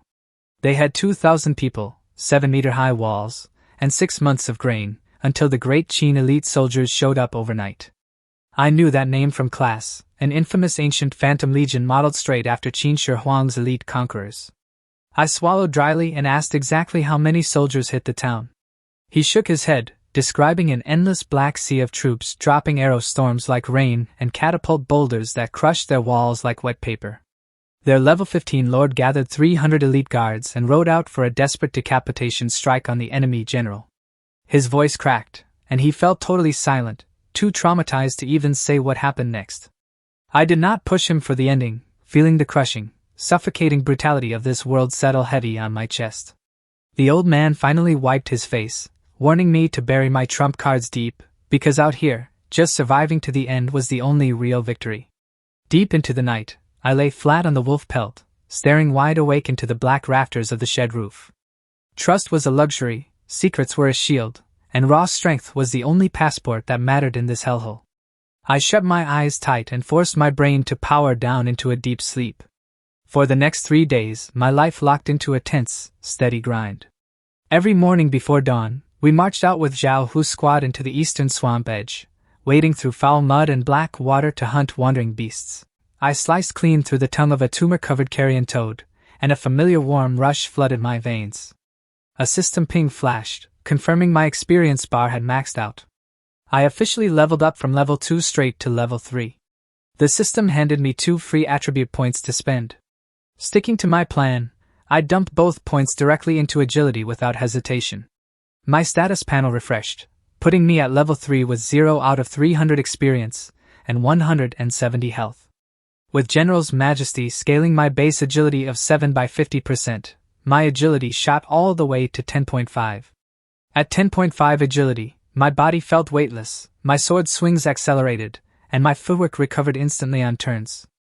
Taidun jogged over carrying his warhammer with a grin, amazed at how fast I slipped around the toad's blind spot. Just got lucky, I said, sheathing my blade with a modest shrug. It was not luck, Shadow Snake whispered coldly from behind, noting I evolved from brute force on day 1 to exploiting terrain and attack gaps today. My chest tightened at how sharp her killer instincts really were. Arrow I dropped down from the branches, tallying our haul of 3 spiky boars, 5 carrion toads, and hound materials. Zhao Hu counted the carcasses with a heavy scowl, muttering that farming low-tier scrap would let rival teams blow past our contribution score. Taidun dropped his voice to a low rumble, reminding us that the chieftain loyalists were breathing down our necks every single day.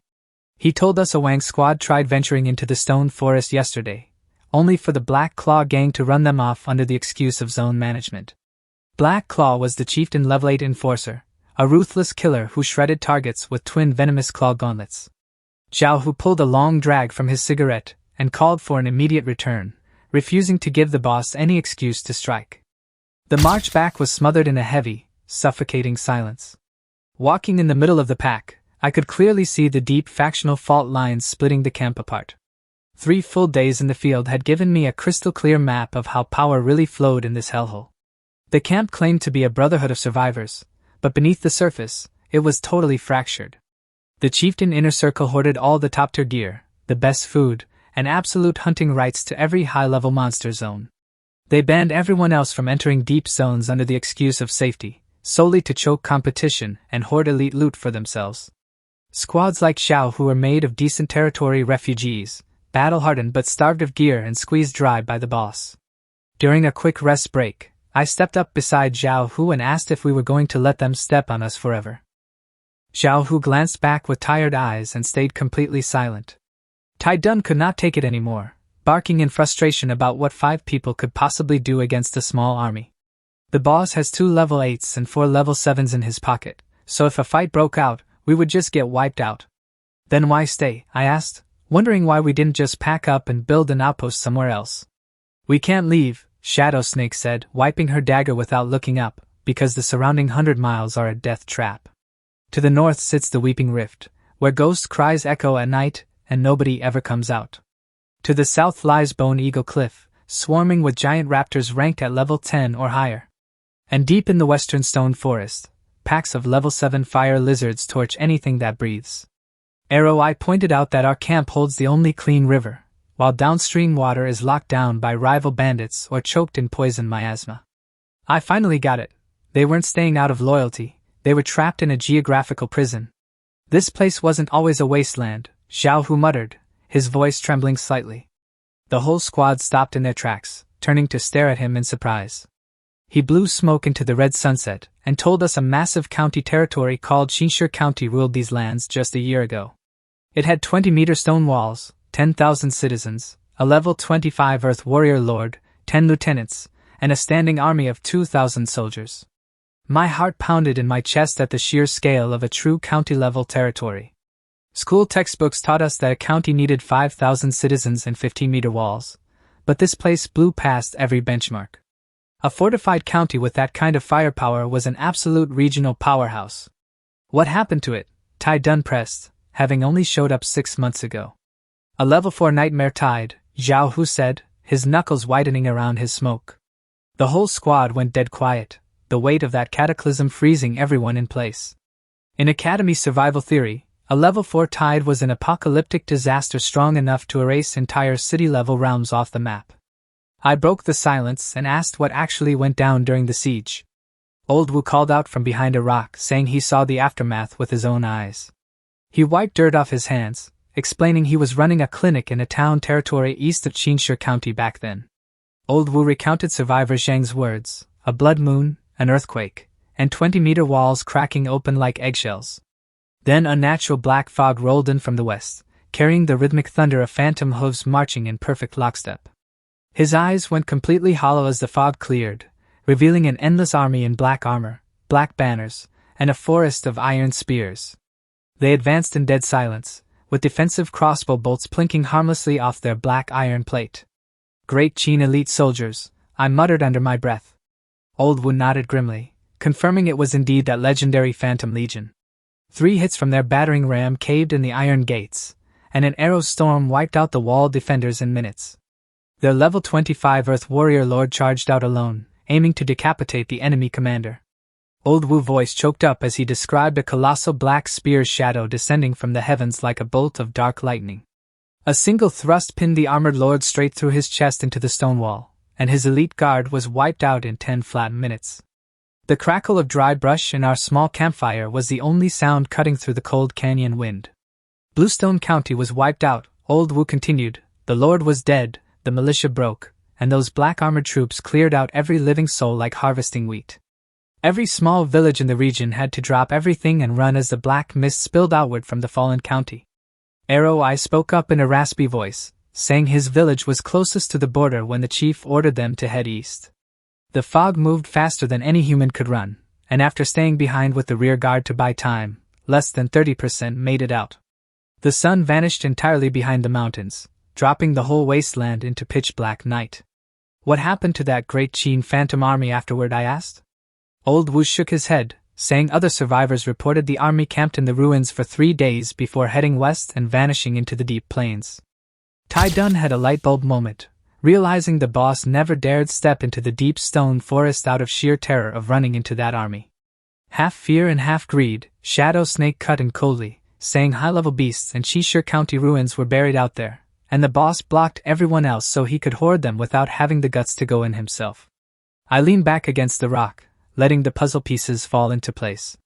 The Great Qin Phantom Legion, the ruins of a county powerhouse, the forbidden secrets in the stone forest, all of it tied together. And the biggest prize of all was my eye of probability refreshing in 26 days. If I could track down that phantom army and corner even a single straggler, popping my talent on the kill would guarantee a 100% drop on a village establishment order. My pulse kicked into overdrive before I forced myself to cool down. My heart slammed against my ribs at the thought of a guaranteed territory order, but I quickly forced my brain back to reality. Level 3 stats. Going anywhere near level 10 Phantom Legionnaires was straight up suicide. Even their lowest grunts marched with terrifying iron discipline and combat stats that could crush me like an insect. I needed to grind levels first and trade for real equipment before making any crazy moves. Zhao Hu stood up and kicked dirt over the fire, ordering us to move out before nightfall made the trail unlivable. We set off into the pitch-black wilderness, keeping our heads on swivels as we trekked across the rocky wastes. We made it back to Black Wind Camp at full dark, greeted by the loud, drunken cheering of the chieftain inner circle around the main fire. Tai Dun spat into the mud, grumbling that those pampered thugs had probably pillaged another high-tier zone while we scraped for scraps. Through the crowd, I spotted Black Claw holding up a glowing metallic green lizard tailbone, surrounded by brown-nosing lackeys. Arrow Eye leaned in and whispered that it was a green-tier fire lizard tailbone, easily worth a fortune to any craftsman. Zhao Hu kept a blank face, telling us to haul our catch to the storehouse for distribution. Before we took 5 steps, a tall, lanky man stepped out of the dark to block our path.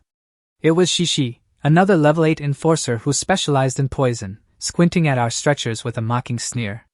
"Get out of the way," Zhao Hu said, his voice dropping below freezing. Shishi stepped closer instead of backing off, a nasty, venomous grin spreading across his face. Shishi dropped the boss mandate, declaring his crew was taking over our eastern swamp otter hunting grounds starting tomorrow. Tai Dun lost it, screaming that the otter zone had been our team bread and butter for the last 2 weeks. Shishi cut him off with a fake smile, daring us to go cry to the boss if we had an issue. Shadow Snake fingers closed over her daggers as Arrow Eye raised his longbow, ready for a bloodbath. Zhao Hu shoved his arm out to hold us back, stared Shishi down for 3 long seconds, and coldly told him we understood. Shishi flashed a smug grin, stepping aside to let us pass like he had just won a war. Tai Dun growled in frustration, saying the otter zone gave us steady pelts and oil, and losing it would gut our contribution points by 30%.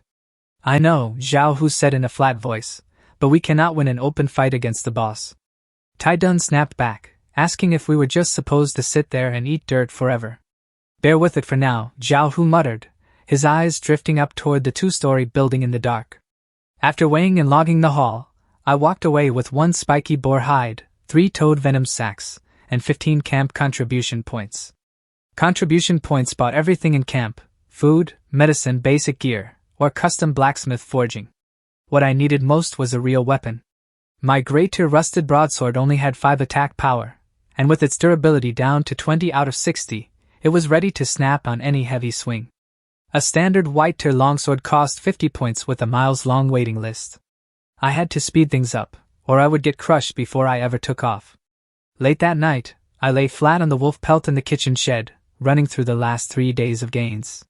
Hitting level 3 boosted my agility to 10.5, and the swamp hunts taught me how to read monster attack gaps. Still, the ceiling was right in front of me, with the chieftain crew tightening their grip and choking Zhao Hu team out of every good zone. If we stayed on this path, they would squeeze us until we had nothing left to lose. I had to smash this deadlock, and the deep stone forest was the only door open.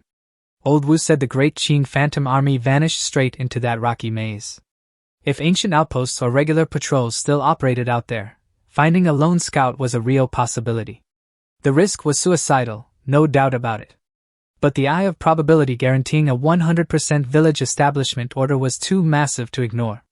First, I had to hit level 5 and scrape together a full set of white-tier gear. Outside the window, the central campfire slowly died into cold ash. The entire fortress went dead silent, save for the occasional raspy cough from a watchtower sentry. Inside the 2-story lodge, the one-eyed chieftain stood in the dark, glaring down at a rough map spread across his table. Sixth Brother was dead. Sixth Brother had been the chieftain's secret informant, embedded in Scarface crew for half a year without ever blowing his cover. The boss felt zero grief over the man, knowing a disposable spy could be swapped out by morning. What really burned him was losing the daily intelligence on Scarface hunting routes, loot hauls, and secret level-ups. Having that constant stream of intel was the only reason he ever let Scarface team walk outside the walls. The stone forest was circled in blood-red ink with a blunt note: Chinshur County ruins, needs investigation. He Zhua stepped out of the shadows, asking in a low hiss if they were really sending Scarface crew to probe the ruins. The boss stared at the map with his lone eye, calling them useful meat to clear out the outer hazards before his own men moved in for the kill. Clear, He Zhua replied with a cold, knowing smirk. Night swallowed the entire fortress in freezing, suffocating blackness. In the middle of my sleep, the distant, eerie howling of wolves drifted through the cracked wooden walls. That was the voice of the Wasteland, the eternal background track of this nightmare realm. In this slaughterhouse, every single soul was scheming, fighting, and clawing just to see tomorrow's sunrise. The morning campfire popped and hissed in the middle of the yard as Zhao Hu's squad was dragged before the two-story lodge at dawn. Standing at the back of the line, I could feel the cold, suffocating pressure settling over the entire yard. Outlaws rolling out of their shacks froze in their tracks, their eyes drifting toward our lineup in dead silence. On the wooden porch, the bald one-eyed chieftain stood with hands behind his back, flanked by the sneering faces of Black Claw and Shishi. The chieftain's single dark eye swept down our formation, locking onto me for 3 long, suffocating seconds. He pulled a weathered parchment map from his leather vest and unrolled it with heavy, deliberate hands. The charcoal sketch laid out our camp as a triangle, colored the eastern swamp green, stamped the northern rift with a skull, and circled the western stone forest in blood-red ink. He tapped the red circle, saying our perimeter sweeps were turning up fewer and fewer scraps every week. Deep inside, he said, fire lizard scales, supplies from fallen Bluestone County, and untouched mineral veins were just sitting there for the taking. He looked up with a dead, emotionless eye, declaring that our camp could not survive on boundary scraps forever. So he ordered a full expedition straight into the belly of the stone forest. Tai Dun breathing hitched, shadow snake fingers twitched against her daggers, and Arrow Eye narrowed his eyes into slits. Zhao Hu stood like an iron statue, waiting for the boss to drop the other shoe. The chieftain held up 2 fingers, laying out Objective 1, map the terrain, track beast nests, and log every resource node. Then his voice dropped to a low hiss for Objective 2, locate the ruins of Chinshur County and check for any movement from that thing. He whispered that thing like a curse, but every single soul standing in the dirt knew he meant the great Qin elite soldiers. A deathly silence choked the courtyard, with eavesdropping outlaws freezing in place and holding their breath. The chieftain put on a fake concerned tone, claiming the future of the camp depended on us scouting a path for a new base. He praised Zhao Hu's squad as the most balanced crew of veterans in camp, using pretty words to butter us up for the slaughter. Strip away the polite speech, and it was obvious. We were being thrown in as Pathfinder cannon fodder. Zhao Hu rasped that the deep forest was uncharted, our highest level was only 7, and taking on level 7 fire lizards was practically suicide. The chieftain cut him off with a sneer, barking that an easy run wouldn't need seasoned fighters in the first place. He pulled a small burlap pouch from his vest and tossed it straight at Zhao Hu boots. The pouch tore open on impact, spilling 3 gray energy crystals that served as the hard currency of this realm. He promised triple payout upon delivery of the map and slashed the camp tax on our personal loot from 70% down to 30%. The terms sounded incredible on paper, assuming anyone walked back alive to spend the cash. Zhao Hu looked from the crystals to Black Claw and Shishi gripping their blades, seeing zero room to say no. When do we move out? Zhao Hu asked, his voice steady as iron. This afternoon, the boss replied, giving us half a day to stock up and doubling our quota on arrows, antidotes, and medicine. He stepped down and gave Zhao Hu a heavy pat on the shoulder, telling him not to let the camp down. The chieftain retreated into the building with Black Claw and Shishi, the heavy oak doors slamming shut with a dull, echoing thud. Tai Dun scooped up the pouch of crystals, weighing it in his thick palm with a grim, bitter scowl. Zhao Hu ordered Arrow Eye to get double armor-piercing arrows, Tai Dun to polish his hammer and grab a round shield, and Shadow Snake to pack antidotes.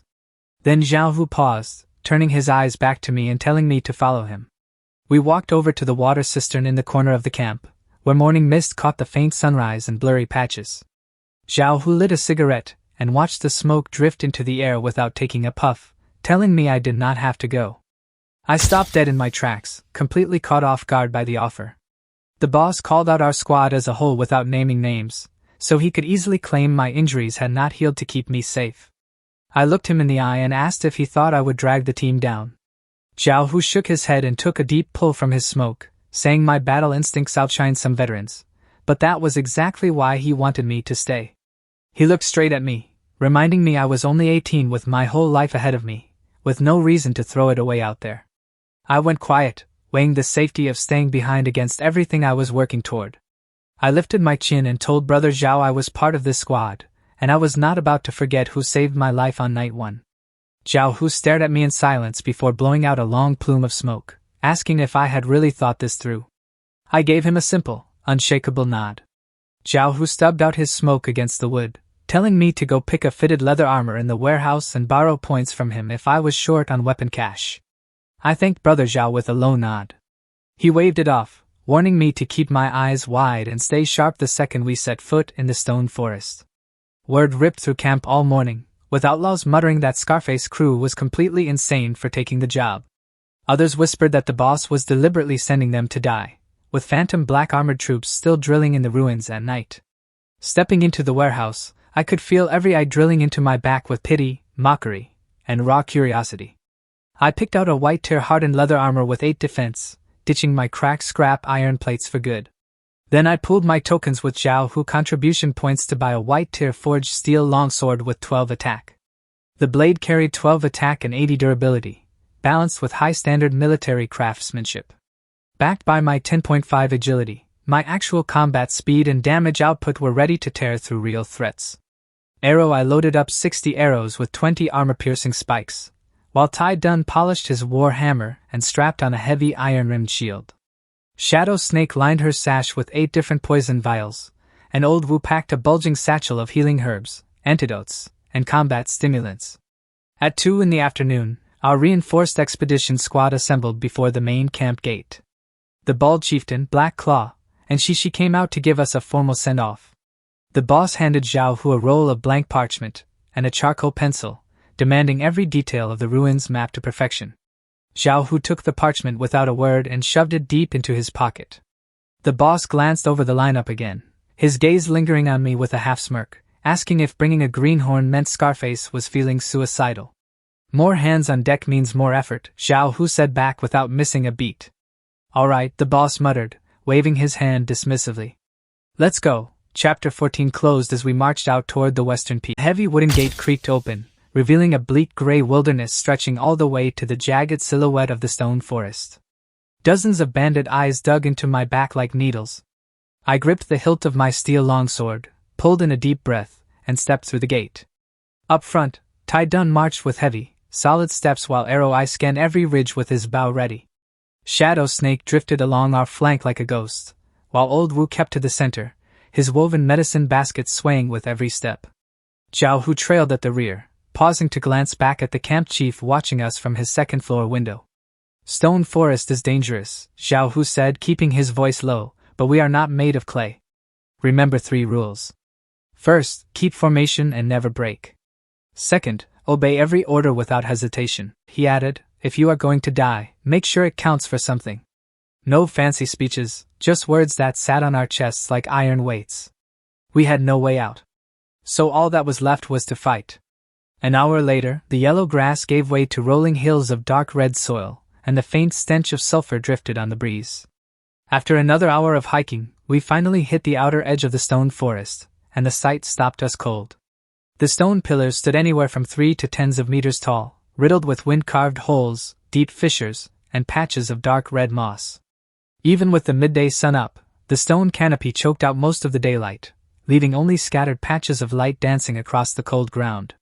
Zhao Hu dropped his voice and laid out our positions, sending Arrow Eye to scout high, Tai Dun to lead, Shadow Snake to guard the flanks, and me right behind him to back him up. As soon as we stepped inside, the air turned freezing, and the passages got so narrow that we had to squeeze through sideways. Every single step echoed off the stone walls and weird layers, making it almost impossible to tell where any sound was actually coming from. Arrow Eye scrambled up a short pillar, checked through his brass monocular, and gave us the hand signal to take the wider path to the left. While we pushed forward, Old Wu kept his charcoal pencil moving, scratching every pillar and branching path onto a piece of rough parchment. After half an hour, Arrow Eye slid down a pillar and signaled a hard stop, his face dead serious as he pointed out suspicious reflections 200 meters ahead. We all dropped behind the pillars, and through the gloom, I could see dark red scales glinting as something massive shifted between the rocks. Arrow, I warned us there were at least 2 of them, and based on the scale's size, they were definitely fire lizards. Level 7 fire lizards. Pack hunters with heavy armor and a flame breath that leaves nasty continuous burning damage. Zhao Hu ordered us to take the right passage and stay quiet, so we slipped into a narrow rock crevice where the stone almost closed overhead. Just as the path opened up into a wider clearing, a blood-curdling shriek ripped through the air right above us. I looked up and saw a 3-meter dark red lizard clinging to a stone beam, its jagged scales bristling and a bright crimson globe building in its throat. Scatter! Zhao Hu roared, but there was almost no time to react. A cone of bright orange fire poured down from above, swallowing the whole center of our team. Tai Dun stepped in and threw up his iron-rimmed shield, taking the brunt of the blast while sparks charred the leather over his shoulder. 2 damage tags flashed right above his head, -25 from the hit, and another -8 from the burn. Shadow Snake darted out from the side and tossed a water pouch straight onto his shield, hissing out the worst of the fire. Before we could even reset, 2 more fire lizards crawled out from behind the pillars, blocking our way back. Zhao Hu pulled his sword and barked orders, locking us into a circle to keep Old Wu safe in the middle. Everything turned into pure chaos in a second. Tai Dun roared and swung his war hammer in a wide arc, but the lizard slipped past it and spat a jet of fire straight into his face. Arrow, I put 2 armor-piercing shots straight into the second lizard's eye, driving the beast crazy as it charged his pillar. Shadow Snake circled in and stabbed at its joints and belly, but those scales were like iron, leaving only shallow white scratches. The ambushing lizard figured I was the easy target and leaped right at my throat with a foul blast of breath. My warrior instincts kicked in all at once. Instead of trying to block, I used my 10.5 agility to slide right and let its claws miss by an inch. I drove my steel longsword straight up into its soft belly. The system calculation popped up with 49.5 raw attack versus 12 defense, landing a clean 38 damage. The wounded beast shrieked and whipped its thick tail like an iron cable, shattering the stone pillar right where I had been standing a second ago. Standing toe-to-toe out in the open was suicide with their thick armor and massive flame spreads. Tai Dun was struggling with a smoking shield, Arrow I was pinned down by fire on his high perch, and Shadow Snake could barely scratch them. Then I noticed the tight cluster of stone pillars to our right, a natural choke point where those overgrown lizards could never fit or aim their fire. Pull back to the narrow pillars on the right, I yelled to Zhao Hu while ducking another claw swipe. We can choke off their fire breath. Zhao Hu caught on immediately, and roared the order for everyone to fall back into the rocks. I stepped out to draw its aggro, baiting the monster close before darting right between 2 tight stone spires. The lizard jammed itself tight in the gap trying to follow me, and its flame blast splashed harmlessly against the stone walls with only a few sparks getting through. Right on cue, I darted around the opposite side of the pillar, and drove my longsword straight into the stuck lizard's hind leg joint. The system ran the numbers, 49.5 attack against 8 joint defense, scoring a solid 42 damage. A blade sank deep into the joint gap, making the beast let out an ear-piercing shriek as its hind leg buckled and jammed its body even tighter into the rock. I didn't waste a second, landing 2 more rapid cuts that hammered in 41 and 42 damage back to back. Shadow Snake dropped right out of the rafters, driving her twin daggers deep into the neck scales and twisting hard. And 26 damage flashed, shaving the monster's health bar down to 15%. It thrashed wildly, but with its ribs squeezed tight in the crevice, it couldn't get enough leverage to push back. Giving it zero room to breathe, I stepped in, angled my blade, and thrust diagonally upward into its open mouth. That thin skull plate had an internal defense of only 1, turning my strike into a fatal blow for 49 damage. The steel longsword drove straight through the palate into its brain, cutting the beast's struggles short as its massive body went completely limp. The kill notification popped up, awarding 80 experience points for dealing 80% of the damage to a level 7 fire lizard. Great work, Zhao Hu bellowed from across the clearing as dark red blood ran down the mossy stone. I pulled my sword free, the steel slick with hot dark fluid, while Zhao Hu shouted that 2 monsters were still breathing. Tai Dun bellowed through the pain of his charred shoulder, swinging his iron war hammer to shove back the second lizard. Tai Dun, pull back to the right rear, I yelled, there is a narrow strip of sky crevice there. It was a natural bottleneck where two massive stone pillars almost kissed, leaving barely half a meter of space that only a human could squeeze through. Tai Dun turned and booked it without a second thought, and the fire lizard charging behind him got its scaly torso wedged tight in the gap. Tai Dun whipped around from the other side and brought his war hammer down hard on the stuck monster's skull, dealing 38 damage. "Swap with me," I told him as I rushed up. "I will finish this one while you go back up, Brother Zhao." He did not argue, dragging his burned shoulder toward Zhao Hu while I stepped right into the narrow rock gap. The trapped lizard went wild, snapping its jaws and whipping its neck to tear my face off. But with my agility at 10.5, slipping past the clumsy bite in tight quarters was light work. I thrust my longsword into its throat 4 times in a row, twisting the steel until the damage numbers stacked up and emptied its health bar. That assist handed me 80 experience points, putting my progress at 160 out of 300 for level 4. I turned and sprinted back to the main clearing, where Zhao Hu and Tai Dun were locked in a desperate clash with a massive 4-meter gold-scaled leader. Its fire breath burned twice as hot across a wider cone, blistering Zhao Hu's skin and scorching his hide armor black. I kept raining armor-piercing arrows from his high perch, but the leader's thick gold-tinted scales barely let the arrowheads bite. Shadow Snake danced around trying to distract it, but that heavy tail lashed like a steel whip, nearly swatting her out of the air. Aimed below the 3rd scale on its neck, I screamed as I charged. That is where its fire sac connects, and the armor is thin. Zhao Hu's eyes went sharp, shouting for Tai Dun to make an opening. Tai Dun ignored his burned shoulder, and hammered the monster's front leg for 33 damage, though the beast's fire breath finally shattered his shield. That tiny split second was all Zhao Hu needed, lunging forward like a hunting leopard straight for the weak point behind the neck. His blade buried deep into the fire sac connection, dealing 55 damage as fiery blood and sparks blasted from the wound. The leader let out a deafening screech as its fire breath went completely out of control, spraying wild flames across the clearing.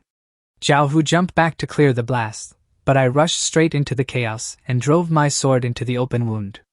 A string of heavy hits stacked up until the 4-meter alpha collapsed into the dirt, kicking up a massive cloud of dust. The system credited me with 50% contribution on the level 8 leader, dropping 75 experience points into my pool. The clearing finally went quiet, leaving nothing behind except the choking stench of burnt leather, blood, and sulfur. Tai Dun collapsed on the ground gasping for air, while Arrow Eye and Shadow Snake leaned against the stone pillars to catch their breath. Uncle Wu rushed out from cover without even taking off his basket, quickly spreading herbal ointment over Tai Dun's burned shoulder. After patching up the vanguard, Uncle Wu walked over and looked at me with genuine surprise, praising my calls during the fight. Tai Dun pushed himself up and limped over, bending his massive frame into a deep 90-degree bow to thank me for saving his life. I quickly helped the big guy up, while Shadow Snake gave me a rare nod of quiet respect from across the rocks. Zhao Hu watched us with a complicated look, realizing I had gone from a rookie pulled out of a river to the core pillar of the squad.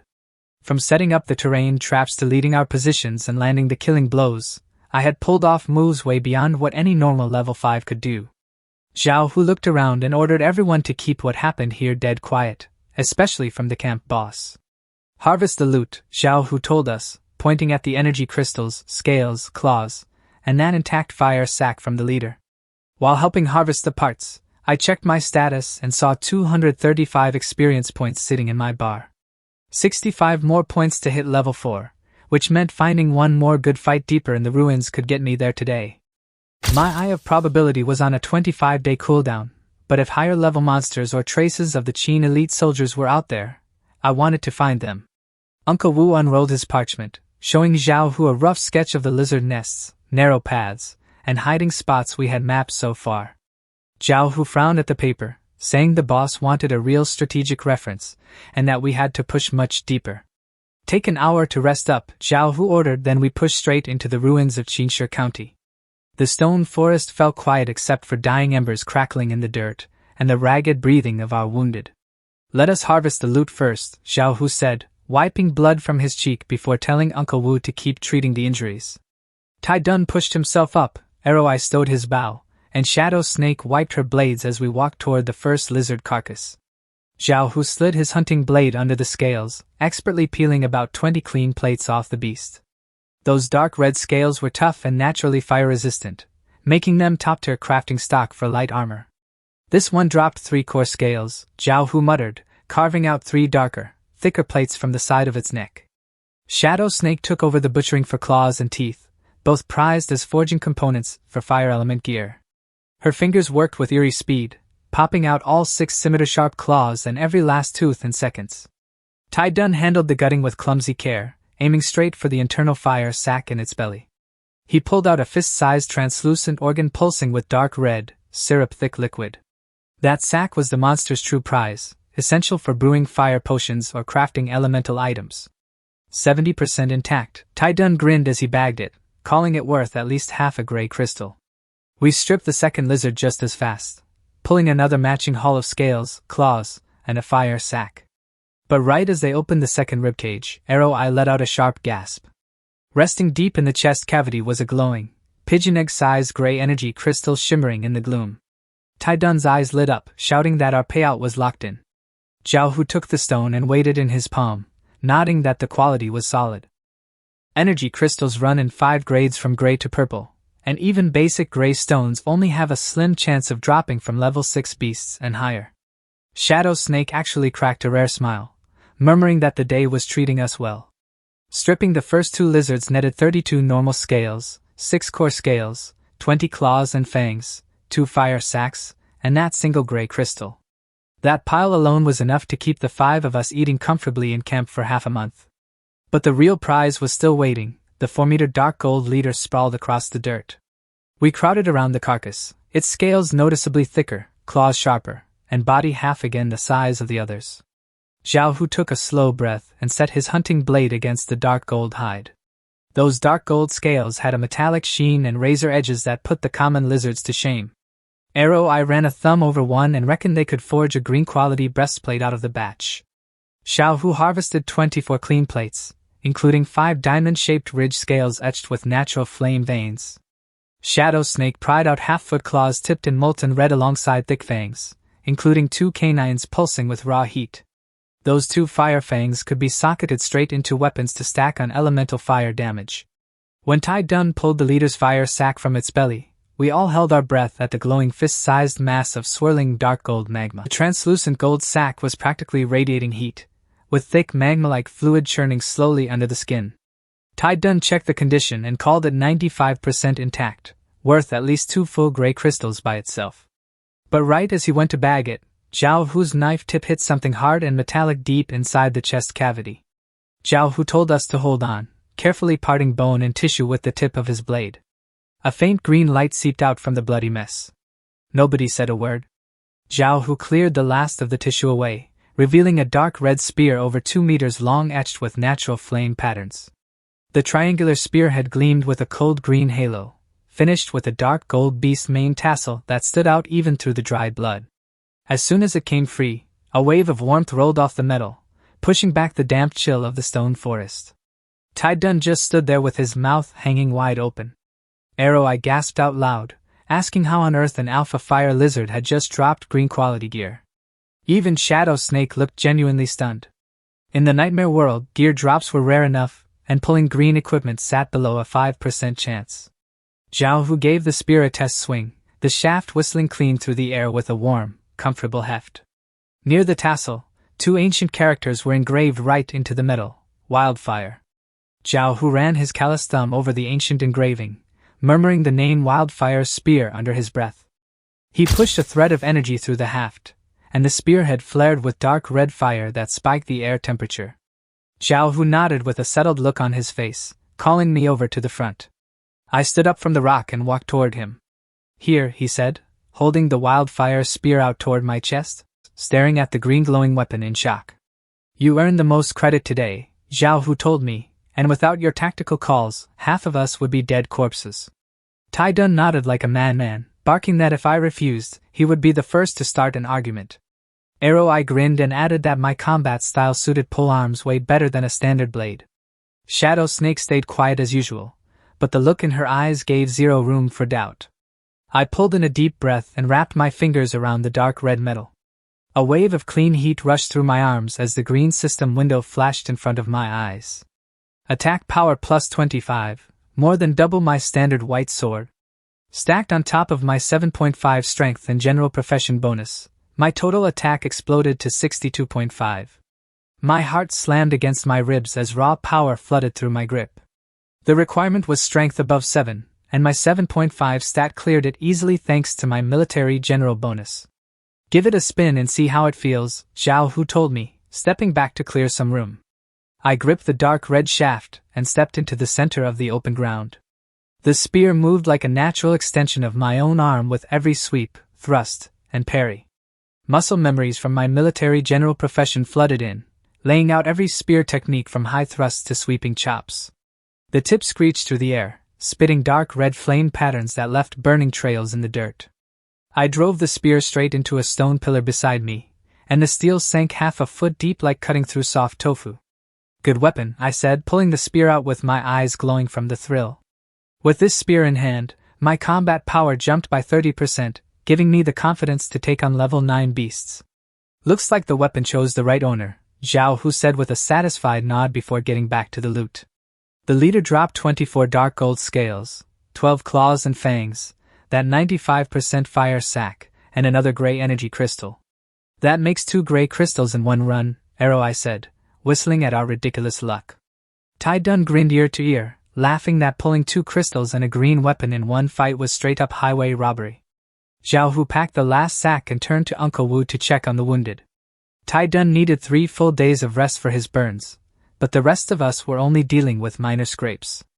Zhao Hu called a 1-hour break to eat and patch up before we pushed toward the ruins of Qinshi County. We sat in a circle on the gravel, chewing on rock-hard dried meat, blackened grain cakes, and a few wild greens Uncle Wu gathered. Tai Dun pulled a leather waterskin from his coat, grinning that a haul this big called for a celebratory drink. Wine was pure luxury out here, costing 5 whole beast hides just for a single pouch. The big guy passed the flask around, letting everyone take a solid pull of the cheap ale. The fiery liquor burned down my throat, driving out the damp chill and the lingering fatigue in my muscles. Shadow Snake broke her silence, pointing out that my footwork carried the distinct hallmarks of military training. Zhao Hu glanced over, asking if the spear style I used had a specific name. I shook my head, telling him it was just basic school drills mixed with my own intuition. Zhao Hu praised the foundation, offering to teach me real guard captain techniques once we got back to camp. I thanked him sincerely, knowing proper spear forms would sharpen my edge even further. Uncle Wu did a final lap around the camp, checking everyone's wounds and tightening the fresh bandages. Arrow I sorted his quiver, Shadow Snake honed her daggers on a whetstone, and Tai Dun worked on his battered shield. I sat off to the side, gently running an oiled rag down the dark red metal of the wildfire spear until the flame engravings seemed to move. Pushing a tiny pulse of energy into the shaft, I felt that warm kick of power and knew this spear was my real foundation out here. An hour later, Zhao Hu stood up and told us it was time to move. The squad fell in while I locked the wildfire spear onto my back harness, its specialized strap keeping the long haft secure without throwing off my balance. Uncle Wu had already pinned down our location and the lizard colony on the parchment, giving any squad that followed a clear warning. Of course, intel only mattered if we made it back to camp in one piece. Zhao Hu pointed down the main path, warning us the ruins were roughly 20 miles deep and that we needed to move slow and stay sharp. We stepped into the western corridor, heading deeper into the labyrinth. We kept pushing west through the maze of the stone forest. The trail was a mess, opening into massive rock plazas one minute and squeezing us sideways the next. That heavy sulfur stench finally faded out, replaced by the sour smell of ancient dust and rot. Half an hour in, Arrow I flashed a sudden hand signal to freeze. We ducked behind the nearest stone pillars, keeping our breathing dead quiet. Arrow I whispered through a rock gap, 2 armored beasts gnawing on a carcass. Level 6 armored beasts, heavy defense and slow feet, but packing a lethal horn drill. It was the exact same monster that had ambushed Zhao Hu's old crew and gotten old Lu killed. They looked like giant overgrown pangolins plated in thick gray-brown bone shields, built like walking tanks. Want to test out that new spear? Zhao Hu asked, looking over at me with a smirk. I nodded and unhooked the wildfire spear from my back, the dark red metal gleaming in the gloom. Zhao Hu quickly laid out the plan, putting Tai Dun on the left, Shadow Snake on the right, and Arrow I on joint cover. You lead the charge, he told me, aim for the junction between the eye and the belly where their armor is thin. We spread out silently, taking our positions around the feeding pit. The two armored beasts were still tearing into the deer bones, totally blind to the ambush closing in on them. Tai-dun stomped out into the open first, his heavy boots crunching on the gravel to draw both beasts' attention. Both beasts snapped their heads up from the rotten skeleton, bearing tiny dark eyes and jaws lined with needle teeth. The monster on the left let out a low growl, scraped its heavy claws in the dirt, and charged straight at Tai-dun. Tai-dun pivoted at 10 paces out, circling wide to pull its charge away from our main line. Shadow Snake darted out from the right flank like a ghost, carving her twin daggers across the second beast's hind joint. Damage popped up, barely a scratch on that thick bone shell, but it grabbed the monster's aggro completely. That was my opening, and I charged in as the wildfire spear turned into a dark red streak of light. My 10.5 agility pushed the attack to lightning speed, guided by pure warrior muscle memory. At the last second, I dipped the tip slightly and drove the blade 3 inches below its eye where the skull met the neck armor. The system calculated a clean 57 damage straight through its soft connection seam. The steel sank half a foot deep into the joint, dark red blood blowing out across the gravel. The beast shrieked in pain, thrashing its heavy armored skull wildly to rip the spear loose. My grip stayed locked as iron, and I wrenched the shaft in a vicious rotating crank. Secondary damage stacked up in 3 quick bursts, 44, 51, and 52, wiping out its health bar. That kill handed me 48 experience points for 80% contribution, putting my bar at 283 out of 300. Seeing its packmate drop, the other armored beast ditched Tai-dun and came barreling straight at me. A head-on collision with that brute force would snap my ribs, so I pulled the spear back and cut diagonally left.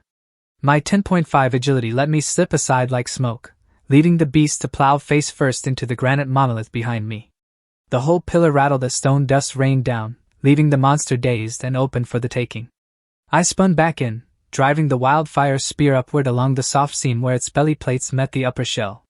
2 consecutive thrusts bit into the exact same gap, carving out 49 and arrow. I rained down 3 armor-piercing arrows from his perch, planting a tight cluster straight into its hind leg joint. Shadow Snake swarmed the flank like a viper, sinking her twin blades into its eye sockets and neck seams.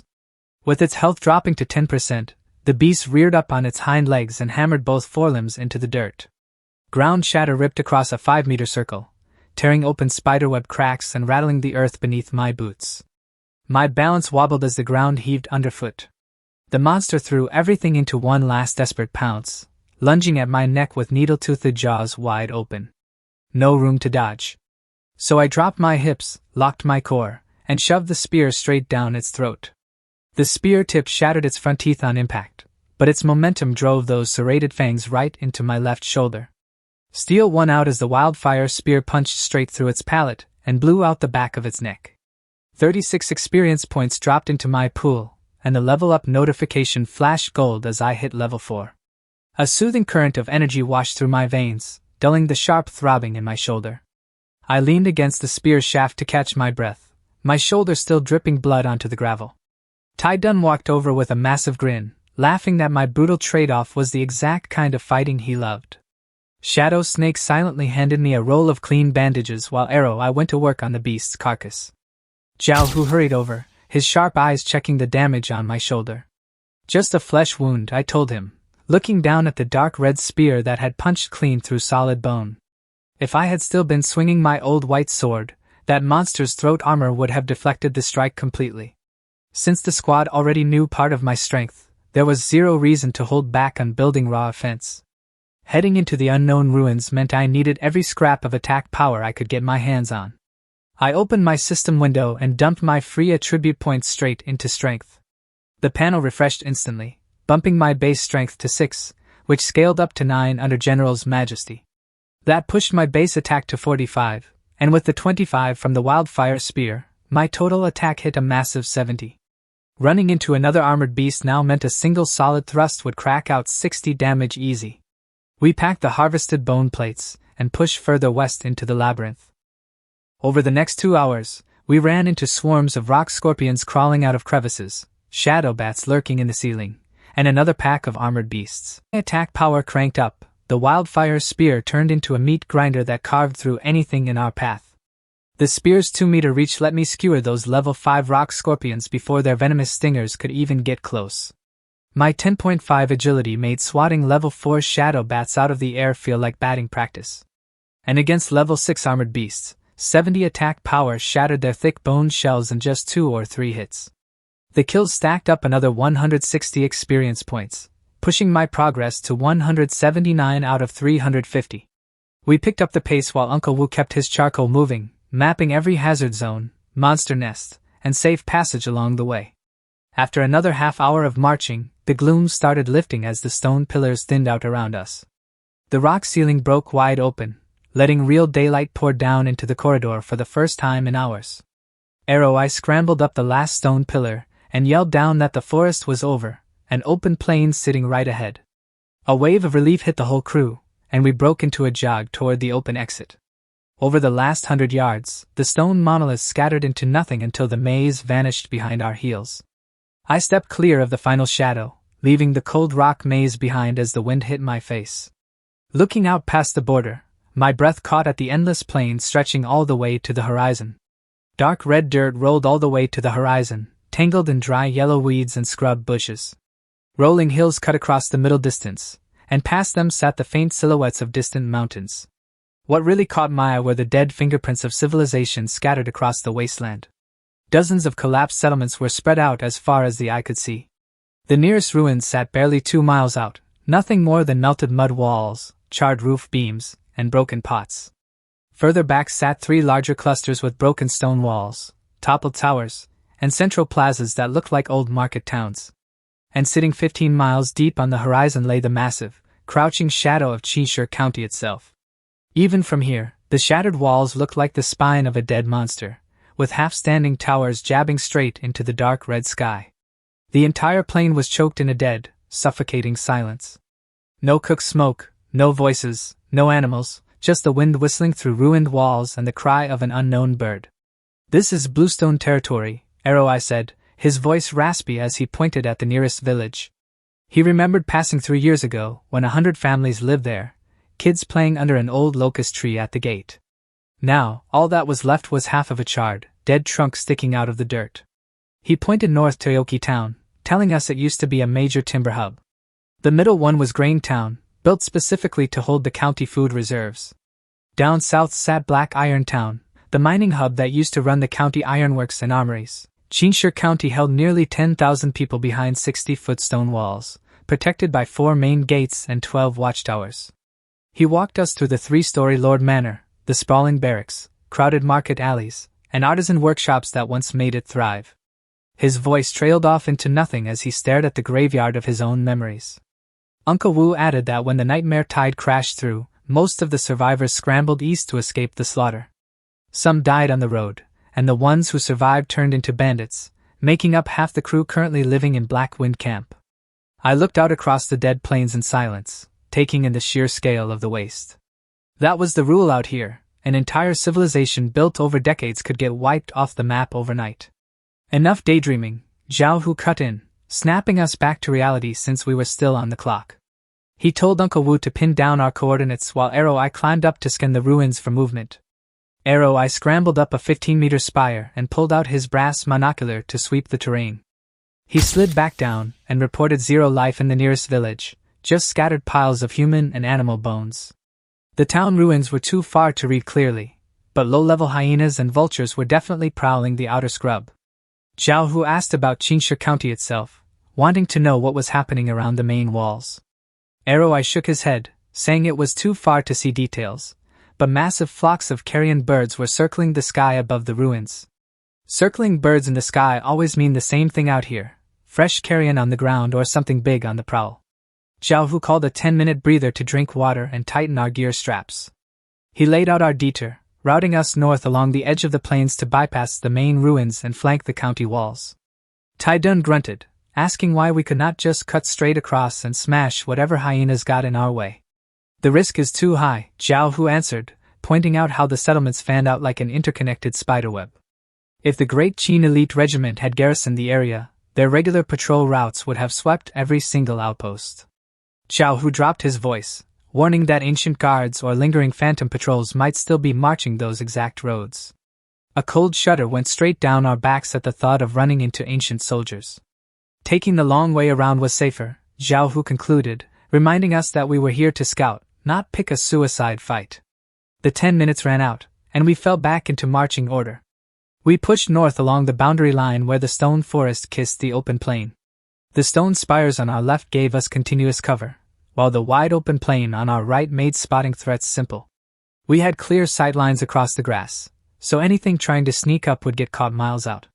Uncle Wu kept his charcoal moving, scratching the forest exit, the ruined towns, and our northern track onto his parchment. Half an hour in, I caught a flicker of movement and threw up my hand to stop the line. We all dropped behind the nearest stone pillars, keeping our heads low and our weapons ready. Zhao Hu leaned in close, whispering to ask what I had seen. I pointed toward the waist-high yellow grass 300 meters out, where something was rustling through the stalks. I pulled up his brass monocular and spotted at least 10 skeleton soldiers crouching low in the brush. Skeleton soldiers, common undead monsters born when dark energy corrupts the bones of dead warriors. They usually sat between level 3 and 5, weak on attack power but dangerous because they never get tired, feel zero pain, and swarm in packs. Zhao Hu asked for their exact levels. I called out mostly level 3s, 3 level 4s, and a level 5 skeleton captain gripping a rusty iron sword. Shadow Snake chimed in, asking whether we should slip past or wipe them out. Wipe them out, Zhao Hu decided, guessing they were guarding a burial ground or a resource stash. He turned to me with a grin, asking if I could handle 10 walking bones. I tightened my grip on the wildfire spear and told him to leave it to me. Zhao Hu put Tai Dun and himself on frontline aggro, Arrow Eye on long-range cover, and Shadow Snake on flank cleanup. You take point, he told me, drop the captain fast and the rest of the pack will fall apart. We closed the distance in absolute silence, creeping up to the 50-meter strike mark. At 50 meters out, the skeleton captain sensed us, turning its hollow eye sockets our way with a dry clack of bone jaws. The other 9 skeletons froze instantly, snapping their bleached skulls toward us in perfect unison. We are spotted, Zhao Hu bellowed, unsheathing his long sword and leading the charge. Combat broke out all at once across the dry grass. Tai Dun plowed his shield into the front 2 skeletons for over 40 damage, but the broken bones rattled right back together to claw at his iron rim. I dropped a tight cluster of armor-piercing arrows into their eye sockets, blowing skulls apart and scattering bone shards into the dirt. Shadow Snake slipped through the flank like a shadow, her twin daggers severing spinal columns and knee joints in quick succession. I locked onto the skeleton captain and charged straight down its throat. The captain was clad in shredded leather armor, swinging a heavy rusted blade with eerie blue soul fire blazing in its skull. Seeing me close the gap, the undead captain raised its rusted sword to block the line. The wildfire spear slammed into the rusted broadsword with a deafening metallic clang. The sheer impact bat the rusted blade aside, knocking the captain off balance. I stepped right into the pocket and drove the spearhead straight through its ribcage. The system calculated a brutal 62 damage, shattering multiple ribs on impact. The bone cage cracked open, sending its blue soul fire into violent spasms. Feeling zero pain, the captain lunged forward and swung its rusty sword straight at my throat. I stepped aside to let the blade whistle past, pulled the spear back, and whipped the shaft around in a wide horizontal strike. The metal haft slammed into its spine for 61 damage, nearly snapping the skeleton clean in half. I lined up my third shot straight at the glowing blue soul fire inside its skull, the true core of any undead. Like a striking dragon, the wildfire spear drove straight through its eye socket, triggering a critical hit for 62 damage. The skull blew apart, the blue soul fire scattering like dying sparks before the skeleton collapsed into a pile of dry bones. The system awarded 40 experience points for dropping the captain, ticking my bar forward. With the captain dead, the remaining skeletons lost all coordination, wandering like headless puppets. We cleaned up the rest of the pack in under 3 minutes, turning all 9 minions into bone piles. Check the area, Zhao Hu said, catching his breath as we lowered our weapons. We fanned out through the tall grass, searching every mound and ditch for anything worth taking. The skeletons dropped nothing but rusted scrap and rotted leather scraps, total garbage. But over in a shallow depression, Tai Dun called out that he had found a massive stone slab half buried in the dirt. The stone slab sat half buried under red dirt and dead weeds, its rough edges and faded engravings showing years of weather. Tai Dun scraped the crusted earth away with the edge of his warhammer, clearing off a 3-finger-thick square stone with an iron ring in the center. Shadow Snake tapped her dagger against the stone, calling it an artifact as a hollow echo bounced back. Zhao Hu stepped up and hauled on the iron ring with both hands, but the heavy stone did not budge an inch. I propped the wildfire spear against a stone pillar, stepping in with Tai Dun so the three of us could pull together. Zhao Hu counted down from 3, and all 3 of us put our backs into it. The slab finally broke free, releasing a blast of freezing, moldy air that smelled like old graves. Underneath sat a narrow stone staircase, wide enough for one person, dropping straight into pitch-black darkness. I struck a torch, illuminating crude wall murals of spearmen, wooden chariots, and faded tribal totems. Uncle Wu took a close look at the artwork, identifying it as the burial tomb of an ancient tribal chieftain. Tai Dun peered into the hole, his voice nervous as he asked if we were actually heading down. I looked into the dark shaft, turning the risks over in my head. School textbooks always treated ancient tombs in the nightmare world as prime hunting grounds for low-level awakened. They were usually packed with skeletons and zombies that handed out steady experience and decent crafting materials. With 219 experience already banked from that skeleton captain, I only needed 131 more points to hit level 5. Let us go down, I told Zhao Hu, since farming these skeletons is the fastest way for me to hit level 5. Besides the experience, ancient tribal tombs always had scattered relics and burial goods we could trade back at camp. Zhao Hu checked the sky, noting we still had 3 or 4 solid hours of daylight before sunset. Zhao Hu turned to Eye and told him to test the air quality down in the shaft.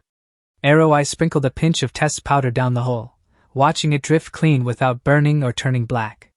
Zhao Hu gave the green light to investigate, but made sure we remembered our real mission was scouting Qishir County.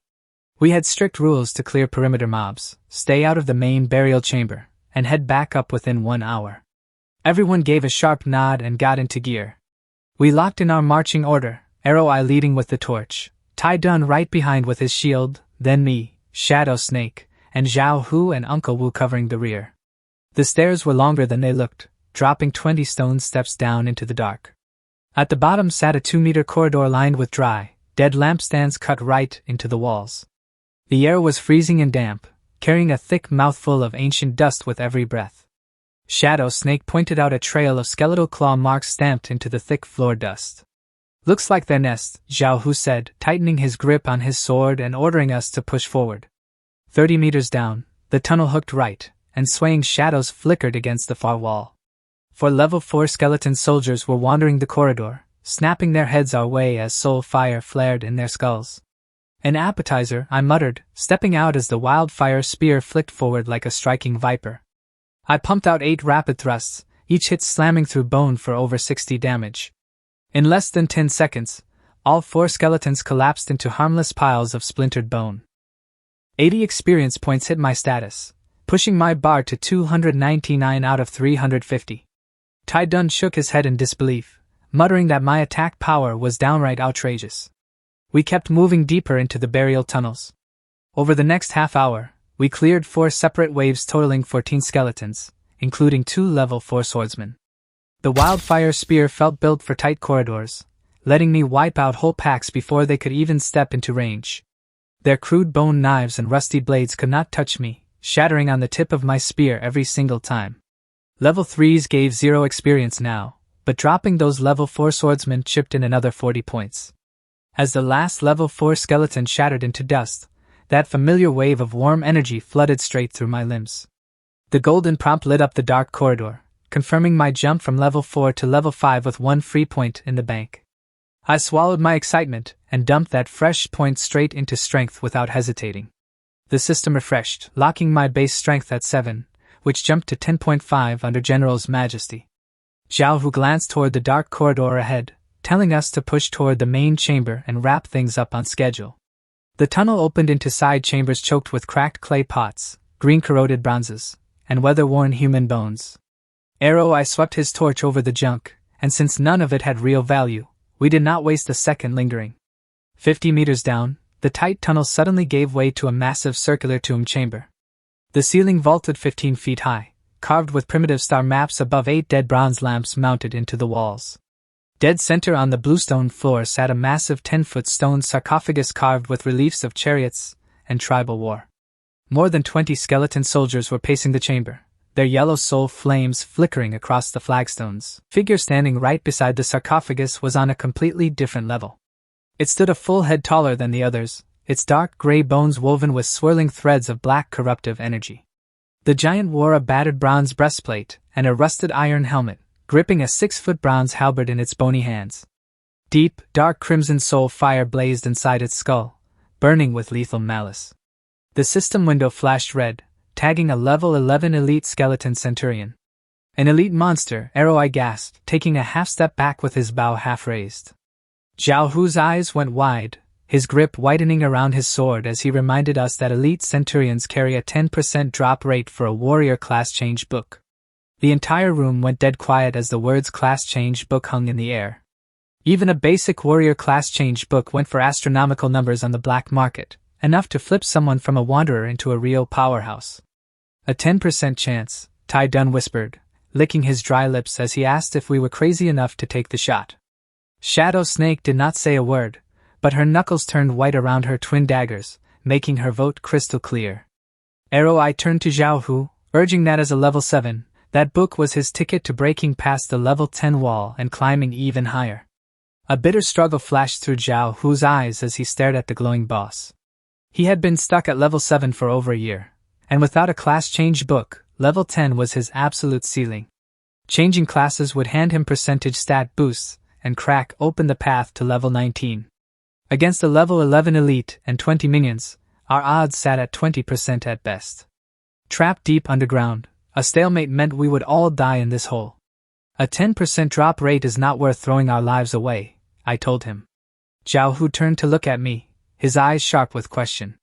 I told him we could put this centurion to work on something much bigger. Like what? Zhao Hu asked, his voice low. Feed the news straight to the chieftain, I said, my voice sending a cold chill through the room.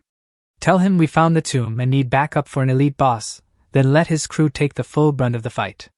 I did not need to finish the sentence for them to realize we were wiping out the camp leadership in the chaos. The tomb went dead silent, save for the distant clacking of skeleton bones. I caught on fast, grinning that we could borrow the monster's blade to bleed the boss dry. Shadow Snake had cold murder in her eyes, adding that we would clean up the table without lifting a finger. Tai Dun scratched his head, asking how 5 of us were supposed to jump a level 10 boss, 2 level 8 enforcers, and half a dozen level 7 thugs. That is why we need a real plan, I told Zhao Hu, adding that there was something I had been keeping to myself. Every eye in the room swung straight to me. Pulling off a mutiny takes absolute trust, and in this world, trust is built on raw firepower. I took a breath and laid it out, telling them I was sitting at level 5 and had already changed classes the very day I awakened. Zhao Hu's pupils snapped shut in sheer shock. My profession is military general, I told them, keeping my eye of probability tucked away while explaining the battlefield buffs. General's Majesty gives me a flat 50% boost to every stat, while granting any soldier bound under my command a 10% strength aura within 500 meters. If you bind with me, I said, Brother Zhao's 9 strength jumps straight to 9.9. Dead silence slammed over the tomb, everyone's breathing cutting out at the sound of a legendary hidden class. I broke the quiet, asking if that 50% general boost was the real reason behind my freakish damage numbers all along. I nodded, telling them both my primary stats sat above 10, putting my raw combat output on par with the level 10 boss himself. Zhao Hu stared into my eyes for a long time, searching for any sign of a lie. He let out a slow breath and nodded, saying if I wanted to kill them, I had a dozen chances in the stone forest already. Zhao Hu paused, asking if binding as my soldier came with any hidden costs or ugly side effects. 0 side effects, and you can break the link whenever you want. The only hard limit is my current cap of 100 soldiers. Once bound, I can push simple mental pings across the battlefield, and we will share a rough sense of each other's location and status.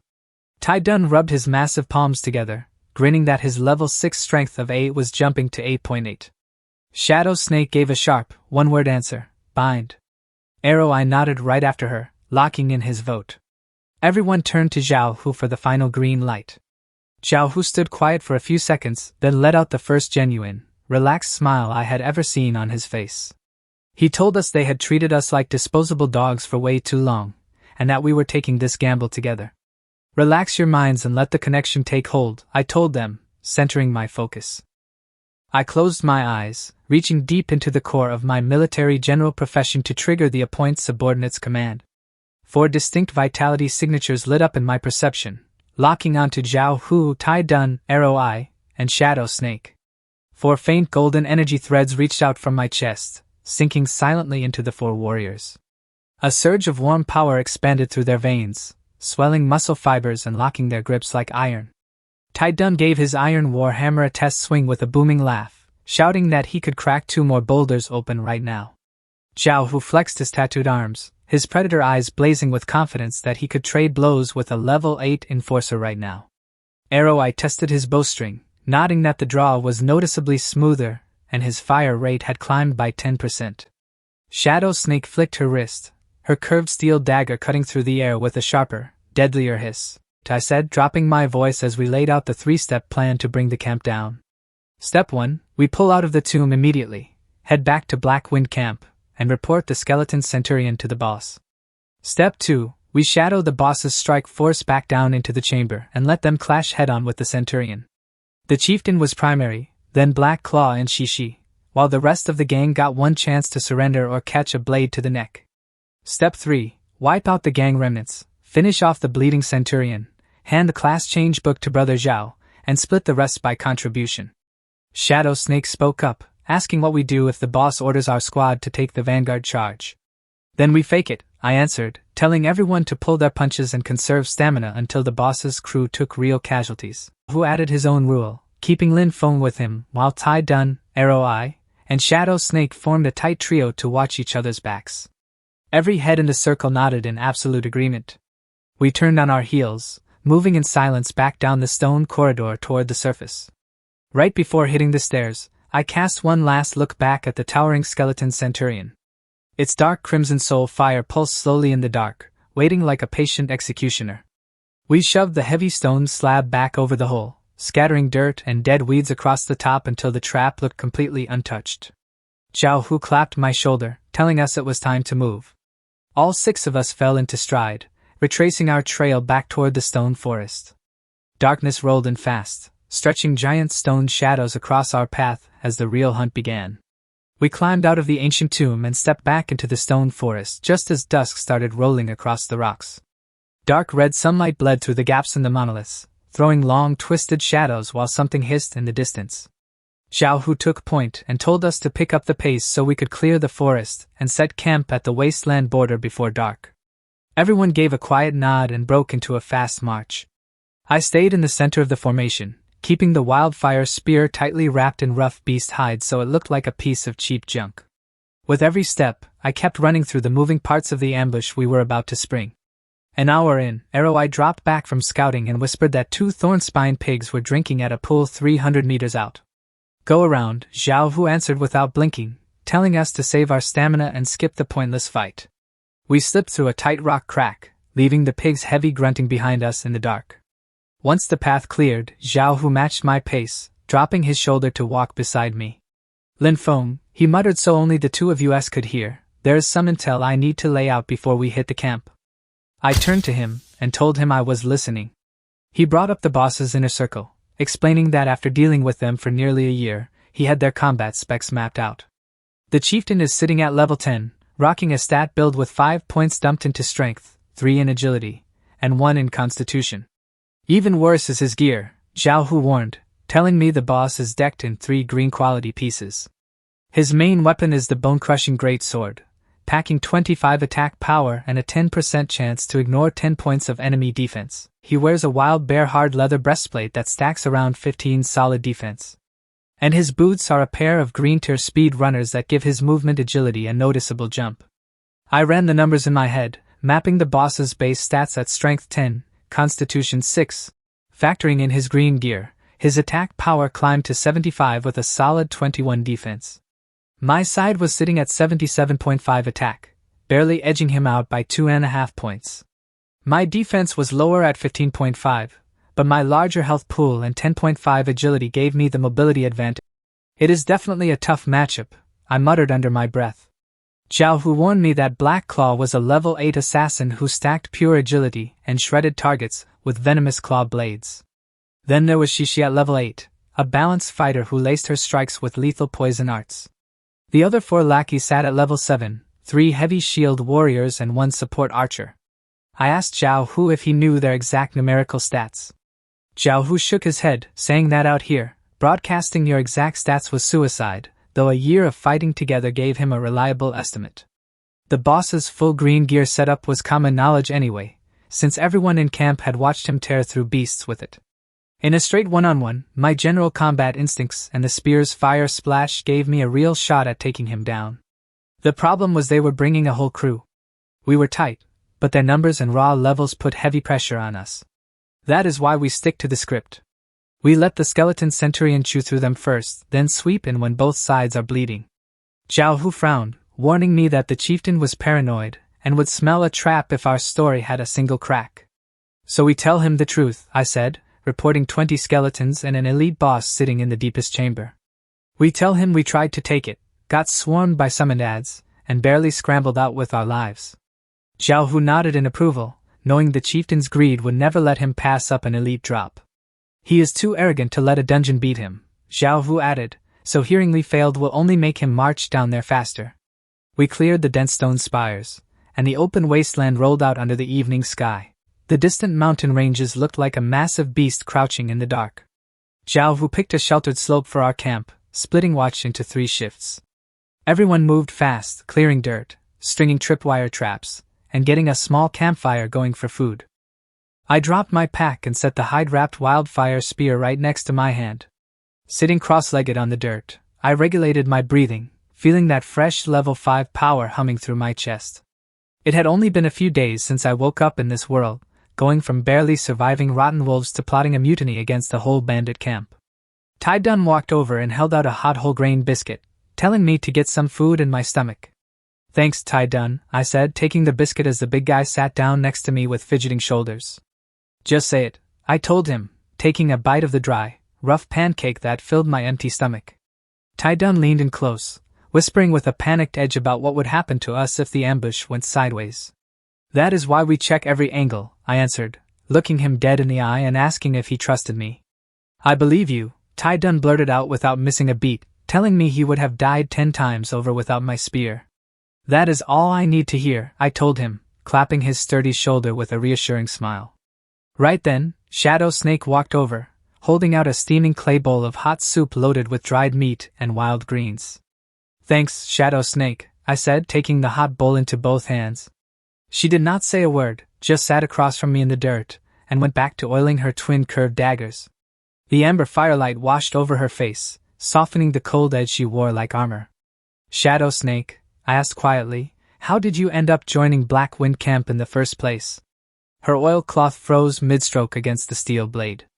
After a long silence, her voice came out barely above a whisper, telling me her village sat 300 miles north. 6 months ago, bandits raided her home, forcing her to hide down a dry well for a full day and night listening to the slaughter above. She looked up with dry, freezing eyes, telling me that out of 127 people, only 30 survived, and every elder and child was slaughtered. I sat in heavy silence beside the fire, knowing no words could fix what was already broken. I made it south with the survivors, but half died on the road. By the time we hit Black Wind Camp, only 7 of us were left standing. Shadow Snake kept wiping her blade, her voice flat as she told me those other 6 were dead too, some on hunts, some killed by the chieftain. Tomorrow has to work, she said, her eyes dead cold. If it fails, I will take the boss down myself. 1 kill breaks even, 2 is a bonus. It will work, I told her quietly. I guarantee it. Shadow Snake stared at me for a couple of seconds, gave a slow nod, and stepped away into the dark. Zhao Hu and Arrow Eye scraped their bowls clean, climbing the low ridge to take the first watch. I dropped my head onto my bedroll, staring up at the dark crimson night sky of the nightmare world. My mind drifted back to Earth, wondering if my parents were already asleep in the middle of the night. I wondered if they still stared at the glowing projection of the National Fortune cauldron on the living room wall before bed. Those 3 hairline cracks on the cauldron. If I could actually build a territory here, would it help hold that thing together? Do not get ahead of yourself, I told myself. Just survive tomorrow first. I shut my eyes and forced my breathing to slow down. My thoughts kept spinning anyway. The skeleton centurion, the boss's heavy greatsword, Black Claw's venom blades, the tight tomb corridors, and our escape route kept running on loop. A gentle hand on my shoulder pulled me awake, Shadow Snake standing over me for the second watch shift. I rolled up, shook off the stiffness in my shoulders, and headed up the gravel ridge with Shadow Snake. Zhao Hu and Arrow I traded a quick handover on the perimeter before ducking down to catch some sleep. The freezing night wind howled across the wasteland, cutting straight through our cloaks. We took opposite flanks on the ridge, keeping our eyes glued to the black wasteland while the campfire died to a dull red glow. Lin Feng, Shadow Snake whispered, her voice barely carrying over the wind, what would a real, prosperous territory even look like? The question caught me completely off guard. It would start with walls, I told her, tall ones chiseled out of solid stone. Inside, there would be real houses, full granaries, smoking blacksmith forges, and apothecaries to treat the sick. People work during the day, sit around evening fires to laugh and eat, and kids can actually run around without looking over their shoulder, quiet for a long time. I want to see a place like that, she murmured. We will, I promised, glancing west toward the stone forest where our first step was waiting. The two of us settled into a peaceful, quiet rhythm, keeping watch side by side. The midnight wasteland stayed restless, echoing with distant predator howls and the scrape of unseen claws through the brush. None of the bone tripwires rattled, so whatever was hunting stayed well clear of our ridge. The hours crawled by in the freezing dark, silence stretching across the plains. Pale gray dawn started bleeding across the eastern horizon just as Tide Dun and Uncle Wu trudged up for the third shift. I headed down to my bedroll, crashing hard the second my head hit the canvas. In my dreams, I saw a bustling village behind tall timber walls, flags snapping in the wind and white smoke curling from chimneys. I stood high on the ramparts, flanked by Zhao Hu, Tide Dun, Arrow Eye, Shadow Snake, and Uncle Wu, overlooking a home we built together. When my eyes snapped open, daylight was already pouring into the hollow. Uncle Wu had the pot bubbling with leftover soup while everyone strapped down their travel gear. I leaned against my pack, chewing on dry biscuit while idly scratching combat numbers into the red dirt. Level 6 hands out another free attribute point. If I dump it straight into strength, base strength hits 8, which explodes to 12 under General's Majesty. 12 strength multiplied by 5 equals 60 base attack, and stacking the wildfire spear's 25 pushes my attack power to 85. 85 attack beats the chieftain's 75 by a clean 10 points. My 10.5 agility already runs circles around his 9 agility, giving me total control over pacing and spacing. Factor in my military general combat instincts and the spear's fire splash, and the math tilted completely. My finger froze mid-stroke in the dust. It hit me like a lightning strike. At level 6, I can solo the chieftain myself. There was no need for that messy borrowed knife plan, no need to let the centurion soften him up, and zero reason to gamble our lives on a dozen moving parts. One more level up was all it took to crush the boss in a fair fight. The thought cleared away all the clutter. Lin Feng? Zhao Hu called out, catching my sudden stillness. What is on your mind? I looked straight up, meeting his eyes with a hard glare. We are not heading back to camp today, Brother Zhao. What? Tide Dun blurted out, freezing in the middle of cinching his bedroll. Where else are we supposed to go? To level up, I said, pushing myself off the dirt and brushing off my gloves. I am hitting level 6 before sundown. The whole crew traded baffled looks, nobody knowing what to make of it. Arrow Eye shook his head, warning me that leveling up out here is a grind that usually takes 2 or 3 days of hard hunting. That is for regular grinding, I cut in, but not if we hunt the right nest. I turned to Uncle Wu, asking if he knew any nearby nests packed with level 5 to 7 pack monsters. Uncle Wu thought for a second before his eyes lit up, pointing 15 miles northeast toward the rotten poison swamp. It is swarming with swamp poison frogs from level 4 to 6, he told us, weak on individual stats but crawling everywhere in massive packs. What else? I pressed, wanting every detail. They cluster in pools by the dozens, Uncle Wu warned, spitting continuous poison sprays that burn through armor unless you carry solid antidotes. At level 5, each frog drops about 40 experience. I was sitting at 9 points, needing 391 more to level up, which meant dropping 10 frogs was all it took. A single puddle holds 20 of them, I smirked, my eyes lighting up at the numbers. Even if you can solo the boss, Zhao Hu cut in with a heavy frown, he still keeps 2 level 8 enforcers by his side at all times. You are forgetting something, Brother Zhao, I answered. Under General's Majesty, Tai Dun and Arrow Eye are already hitting with the power of level 7 awakened. The crew froze, the reality of their upgraded stats finally sinking in. Lin Feng is right. Tai Dun roared, slamming his fists together. My strength is through the roof and this hammer feels light as a feather. Arrow Eye pulled his string back, nodding that his draw was smoother and his aim locked in dead steady. Tai Dun anchors the front, Arrow Eye suppresses from range, and Shadow Snake cuts the flanks. Together, the 3 of them can tie down 1 level 8 enforcer with 0 sweat. Brother Zhao, holding off the other level 8 will be a walk in the park. When we walk in to deliver our report, the chieftain, Black Claw, and Shishi are always sitting together inside the 2nd floor main hall. That is their regular hangout, and the other 4 level 7 fighters will already be out on morning patrol. Zhao Hu's pupils snapped shut. You mean we jump them right in the middle of our report?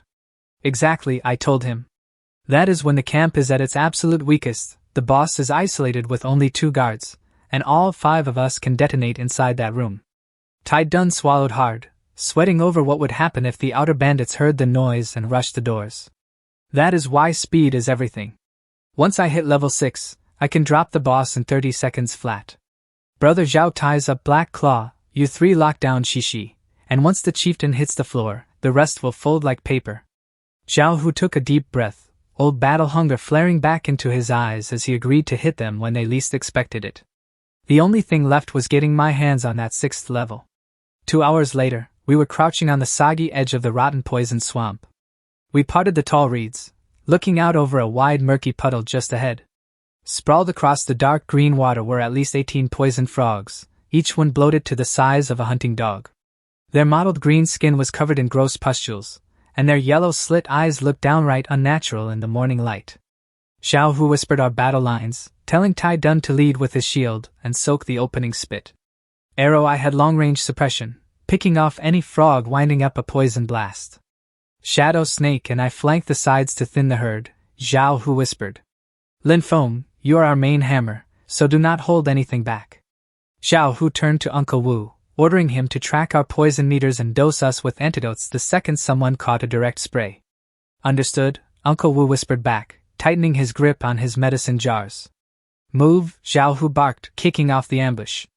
Tai Dun charged the water first, his heavy boots churning up black mud and pulling every frog's eyes straight onto his shield. A massive level 6 bullfrog let out an ear-splitting croak, unhinging its jaw to unleash a thick jet of toxic sludge. The beast fired a stream of dark green venom straight into Tai Dun's face. Tai Dun slammed his shield up and took the whole blast head-on. Acid hissed across the iron plate, eating into the metal while the thick shield barely held together. Arrow Eye answered with a triple volley, 3 arrows whistling through the air in a single heartbeat. The steel tips slammed into 3 frog throats for 28, 30, and 27 damage, cutting off their poison before it could leave their mouths. Zhao Hu roared and drew his longsword, slashing in from the left flank. Shadow Snake darted out from the right like a ghost, twin blades flashing in the morning light. I charged straight down the center, the wildfire spear turning into a streak of dark red fire. My military general combat instincts kicked into high gear. My 10.5 agility made me swift as the wind, turning 85 attack power into pure slaughter. One thrust took a level 5 poisoned frog through the skull for 80 damage. The kill credited me 80% damage share, banking 32 experience points and nudging the bar to 41.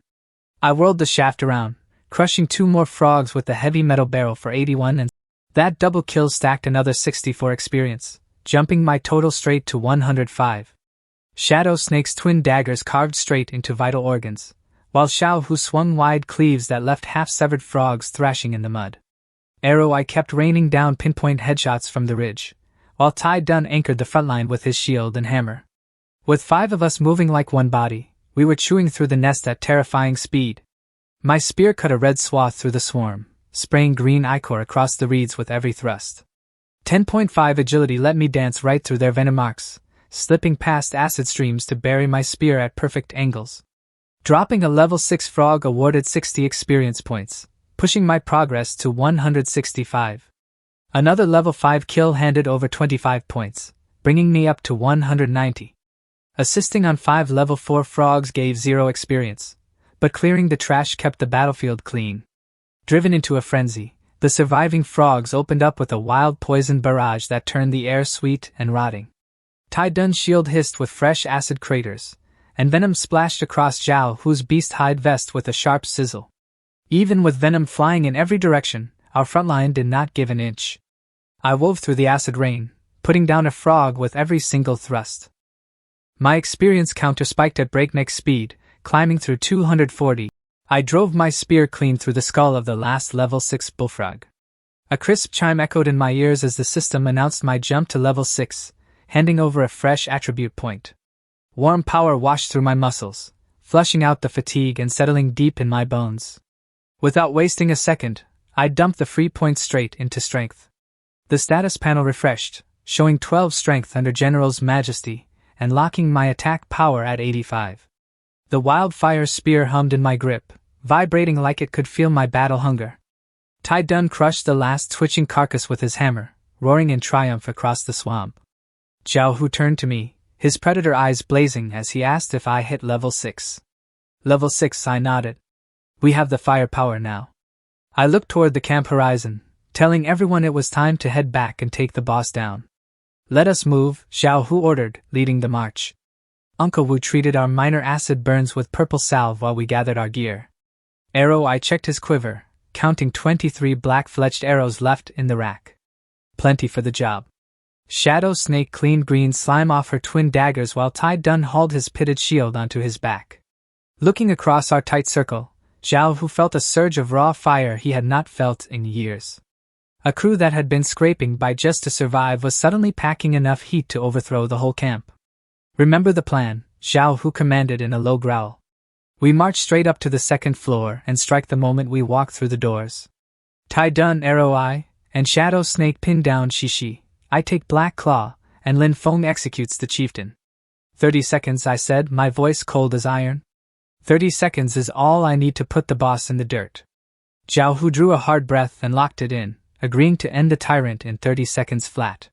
We spun around, sprinting full tilt across the open plains toward Black Wind Camp under the blazing midday sun. Midday light cut through heavy crimson clouds, throwing long distorted shadows across our path. The jagged palisades of Black Wind Camp loomed on the horizon, its black bone flag flapping in the wind. I tightened my grip around the wildfire spear as its steel tip caught the sun. The reign of Black Wind Camp was over. Midday sun hung high over Black Wind Camp, throwing short, sharp shadows against the wooden walls. The camp was half asleep, most fighters out on morning hunts while a few old-timers and lazy sentries drifted through the yard. Gray smoke drifted up from the kitchen shack, carrying the greasy smell of stewed beast meat.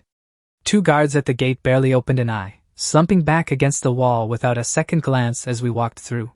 Head straight for the building, Zhao Hu muttered, his boots locked in a steady rhythm. We crossed the open yard while a few workers patching tools looked up and went right back to their business. The 2-story command hall stood right in front of us, dark and heavy. The 2 guards at the door gave Zhao Hu a nod and shoved the wood open, telling us the boss was waiting. The ground floor hall was dim, smelling of beast fat and stale liquor. Up on the raised platform, the bald chieftain sat leaned back in a chair draped in bear pelts, resting his chin in his palm while Black Claw whispered in his ear. Shishi stood on the other side of the platform, idly paring her nails with a small skinning knife. Just like I called it, the other 4 level 7 guards were nowhere in sight, leaving only the boss, Black Claw, and Shishi in the room. All 3 of them turned their heads, looking down at the 6 of us standing at the base of the stairs. Boss, Zhao Hu called out, stepping forward with a slight bow. We are back. The bald boss let out a lazy snort through his nose. His single eye scanned our group, lingering on me for a second like he was shocked the new kid made it back in one piece. He asked how the Deep Stone Forest run went, and whether our map was finished. Boss, things got complicated, Zhao Hu started right on script, telling him about the ancient tomb we stumbled across on the western ridge. He walked through the details step by step, describing the wandering skeleton soldiers roaming the outer chambers. Then he laid into the hard part, painting a picture of the elite skeleton centurion ruling the deep vaults. He played up the monster's minion summoning powers and how badly outmatched our squad had been. We barely scrambled out alive, he finished, swearing we never even set foot inside the main burial chamber. He wrapped it up with just enough lingering terror and bitter resentment to sell the whole act. The chieftain's single eye flared with sudden greed, leaning forward to ask if it was really an elite monster. Zhao Hu gave a steady nod, swearing it was a genuine elite. The boss slapped his thigh with a booming laugh, his fleshy face twitching into a wide, ugly grin. Like a pillow delivered when you are sleepy, he barked, praising Zhao Hu for dropping a free elite boss right into his lap. She stopped paring her nails, letting out a sinister chuckle as she mentioned the legendary value of a class change book. Completely hooked by the bait, the boss, Black Claw, and she dropped their guard entirely, their minds blinded by visions of rare loot. My lowered eyes snapped open, blazing with cold intent. I launched forward like an arrow off a bowstring. The animal pelt tore away, and the wildfire spear shrieked through the air straight for the boss's throat. The boss moved surprisingly fast for a heavy guy, his single eye flaring with sudden rage at the rookie jumping him. He threw his weight backward, grabbing his bone-crushing greatsword from the table and swinging it up into a desperate parry. Spear tips smashed into heavy steel with an ear-splitting ring. Sparks erupted like fireworks, lighting up every dark corner of the hall. Raw kinetic force numbed the boss's arm, snapping his heavy wooden chair in half under the backlash. He rolled backward across the platform to shed the momentum, his face twisted in shock. He knew right then that this was not the strength of a level 5 newbie. I did not give him room to breathe, driving the spear forward in a relentless storm of overlapping red thrusts. 12 strength backed by the spear unleashed 85 attack power, turning every jab into a boulder splitter. The boss could only flail his great sword in frantic blocks, getting driven back step by step as his defense cracked. Zhao Hu's longsword flashed, cutting off Black Claw right as the assassin lunged to flank me. "Your fight is with me," Zhao Hu roared, his 9.9 strength hammering down with brutal chops. Black Claw moved like a phantom, slashing with toxic green afterimages as he clashed head-on against Zhao Hu. Tai Dun roared, charging Shishi like a human battering ram behind his weathered round shield. Arrow Eye took the corner, sending armor-piercing arrows downrange to shut down her escape lanes. Shadow Snake materialized behind her like a shadow, driving twin curved daggers straight for her ribs. Shishi panic-scrambled, caught completely off guard by how tight our teamwork was. She backed away, flicking a spray of toxic needles toward Tai Dun and Arrow Eye. Tai Dun locked his shield high, warning everyone about the poison tips as needles pinged off the iron. Arrow Eye ducked, but the dodge came a hair too slow. Shishi seized the gap, sliding a flexible steel sword from her sleeve to stab through the opening in Tai Dun's guard. Tai Dun ate the stab right on his armored shoulder, bringing his heavy war hammer down while Shadow Snake's daggers closed in. Trapped in a 3-on-1 vice, all her poison tricks could not save her from getting pinned. Harassed by arrows and carved up by Shadow Snake's blades, she was leaking blood from half a dozen cuts. The whole hall turned into pure chaos, steel clashing against steel while screams bounced off the logs. Outside guards tried to kick the doors open, but Uncle Wu dumped a blinding powder cloud that shut them right down. But the real show was right in the middle, where I had the boss locked in a death match. "Die!" the boss roared, detonating with everything a level 10 could throw. The bone-crushing greatsword howled through the air, whipping up blade wind that smashed tables and splintered chairs across the room. He tried to muscle me down, searching for any opening to turn the tide. But my 10.5 agility ran circles around his swings, leaving him hacking at thin air. I leaned into the spear's superior reach and blistering speed, keeping him at the end of my point. Thrusting, sweeping, and stabbing, every move targeted the vital spots he had to block. My general combat instincts read his wind-ups before he even started them, dodging and parrying in advance. The spear point slipped past his guard, slicing a bone-deep gash along his left forearm. A -68 damage pop flashed as his health plummeted, ripping a pained grunt from his throat. I pressed the opening without mercy, engulfing him in a storm of dark red spear shadows. His armor-piercing proc triggered once or twice, shaving off minor chips that barely dented my 175 health pool. On the left flank, Zhao Hu fought like a madman, trading reckless hits to keep Black Claw from slipping away.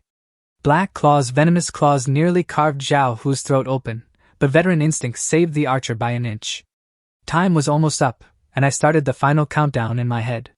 I deliberately flashed a fake opening on my left, baiting the boss into committing to an all-out overhead chop. As the greatsword cleaved down, I contorted my torso to slip past the blade, driving the wildfire spear upward like a rising dragon straight into his wide-open chest. The razor tip punched straight through his green leather breastplate without a shred of resistance, driving directly into his heart. -68 damage flashed in crimson, triggering a fatal heart puncture that dropped his remaining health to 50. His charge came to a dead halt, his single eye bulging in disbelief as he stared down at the red spear buried in his chest. He opened his mouth to say something, but only dark blood poured past his lips. The bone-crushing greatsword clattered to the floorboards, and his massive body crashed down into a heap of splinters. The Black Wind Camp chieftain was dead. "Boss!" Black Claw and Shishi screamed in unison, their voices cracking with raw panic. Distracted by the kill, Black Claw dropped his guard, and Zhao Hu slashed a bone-deep trench straight across his shoulder. Shishi panicked just as badly, leaving an opening for Shadow Snake to bury a curved dagger deep into her abdomen. Their whole crew collapsed like a house of cards. "The bald boss is dead," Zhao Hu bellowed across the hall. "Drop your weapons and you live." The guards at the door fell apart, half wanting to charge in and the other half freezing in their tracks. I yanked the wildfire spear free with a wet squelch, standing tall in the center of the hall as blood dripped from the steel point. My gaze swept across the bleeding enforcers and the panicked guards crowding the doorway. "The bold boss is executed," my voice roared across the hall. "From this day forward, Black Wind Camp belongs to Lin Feng. Obey and live, defy and die." My words rolled like thunder through the dead quiet camp, locking down my rule once and for all. The coppery stench of blood hung heavy in the air, clinging to every corner of the wooden hall. "Obey and live, defy and die," hit the room like an iron sledgehammer. The fate of Black Claw and Shishi was sealed the exact second their boss hit the floor. Rattled by the kill, Black Claw lost his head, and Zhao Hu's longsword sheared clean through the assassin's claw arm. Zhao Hu followed through with a brutal second stroke, putting Black Claw down for good. Shishi was cornered by Tai Dun, Arrow Eye, and Shadow Snake with her poison needles gone and her soft sword knocked across the room. Shadow Snake did not give her a split second to plead, slicing her throat with one cold flick of her blade. The two enforcers slumped beside the chieftain's throne, their blood pooling together on the timber platform. The guards who rushed in from the yard froze, staring in terror at the three corpses on the dais. Then they looked at me standing there with my spear dripping red, backed by my squad ready to tear through them. A bandit dropped his iron cutlass with a sharp clang that shattered the silence. Weapons started clattering against the stone floor in a rapid wave. Shouts of surrender broke out, bandits begging for their lives and swearing loyalty to their new boss. My gaze swept over the crowd of emaciated, trembling outlaws packed into the doorway. They wore ragged hemp and held rusty junk, a world away from the well-fed enforcers lying dead at my feet. "Brother Zhao, disarm the whole crowd and take control," I ordered, keeping my voice cold and even. "Cut down anyone who even flinches." "Understood," Zhao Hu barked, moving out with Tai Dun and Arrow Eye to round up the iron. Shadow Snake stepped up right beside me, her twin daggers out and her eyes locked on every move in the room. Uncle Wu rushed over with his wooden medicine satchel flapping open, yelling at me to sit down. The second the adrenaline bled off, a blistering fire flared up across my entire body. The chieftain's great sword had grazed me half a dozen times, opening a bone-deep trench straight through my left shoulder. I dropped onto the bench, unbuckling the shredded white leather chest plate and peeling it away. Uncle Wu washed out the cut, muttering that anyone else would be flat on their back if not for a general's constitution. "Your medicine kept us breathing," I told him with a raspy breath. Uncle Wu shook his head, looking back on the 10 brutal years it took to learn his trade. He told me learning a life profession in the nightmare world is 10 times harder than grinding monster levels. You need the right mentor, stacks of tedious chores, and enough patience to break an ordinary man. 5 years of odd jobs in Bluestone County, he said, before I got lucky and saved a wandering healer who finally took me on. My pulse jumped.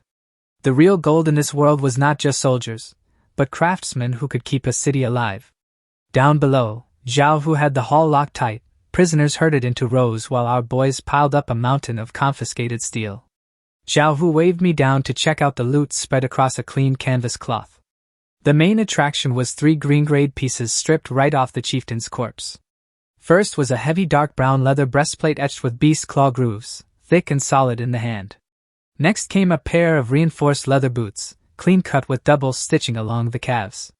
And resting beside them was the monster itself, the bone-crushing great sword. Right next to those sat Black Claw's toxic green claw gauntlets, Shishi's flexible soft sword, and a few stray poison pouches. Zhao Hu opened a small cloth bag, spilling out 12 gray energy crystals the size of pigeon eggs. I announced, the bone-crushing greatsword belongs to Brother Zhao. Zhao Hu's eyes lit up as he hoisted the heavy blade, feeling its raw power juice his combat rating by a clean 30%. Black Claw's toxic blades went straight to Shadow Snake. Shadow Snake stepped up without a word, slipping the green claws on and flashing 2 silent afterimages with a flick of her wrist.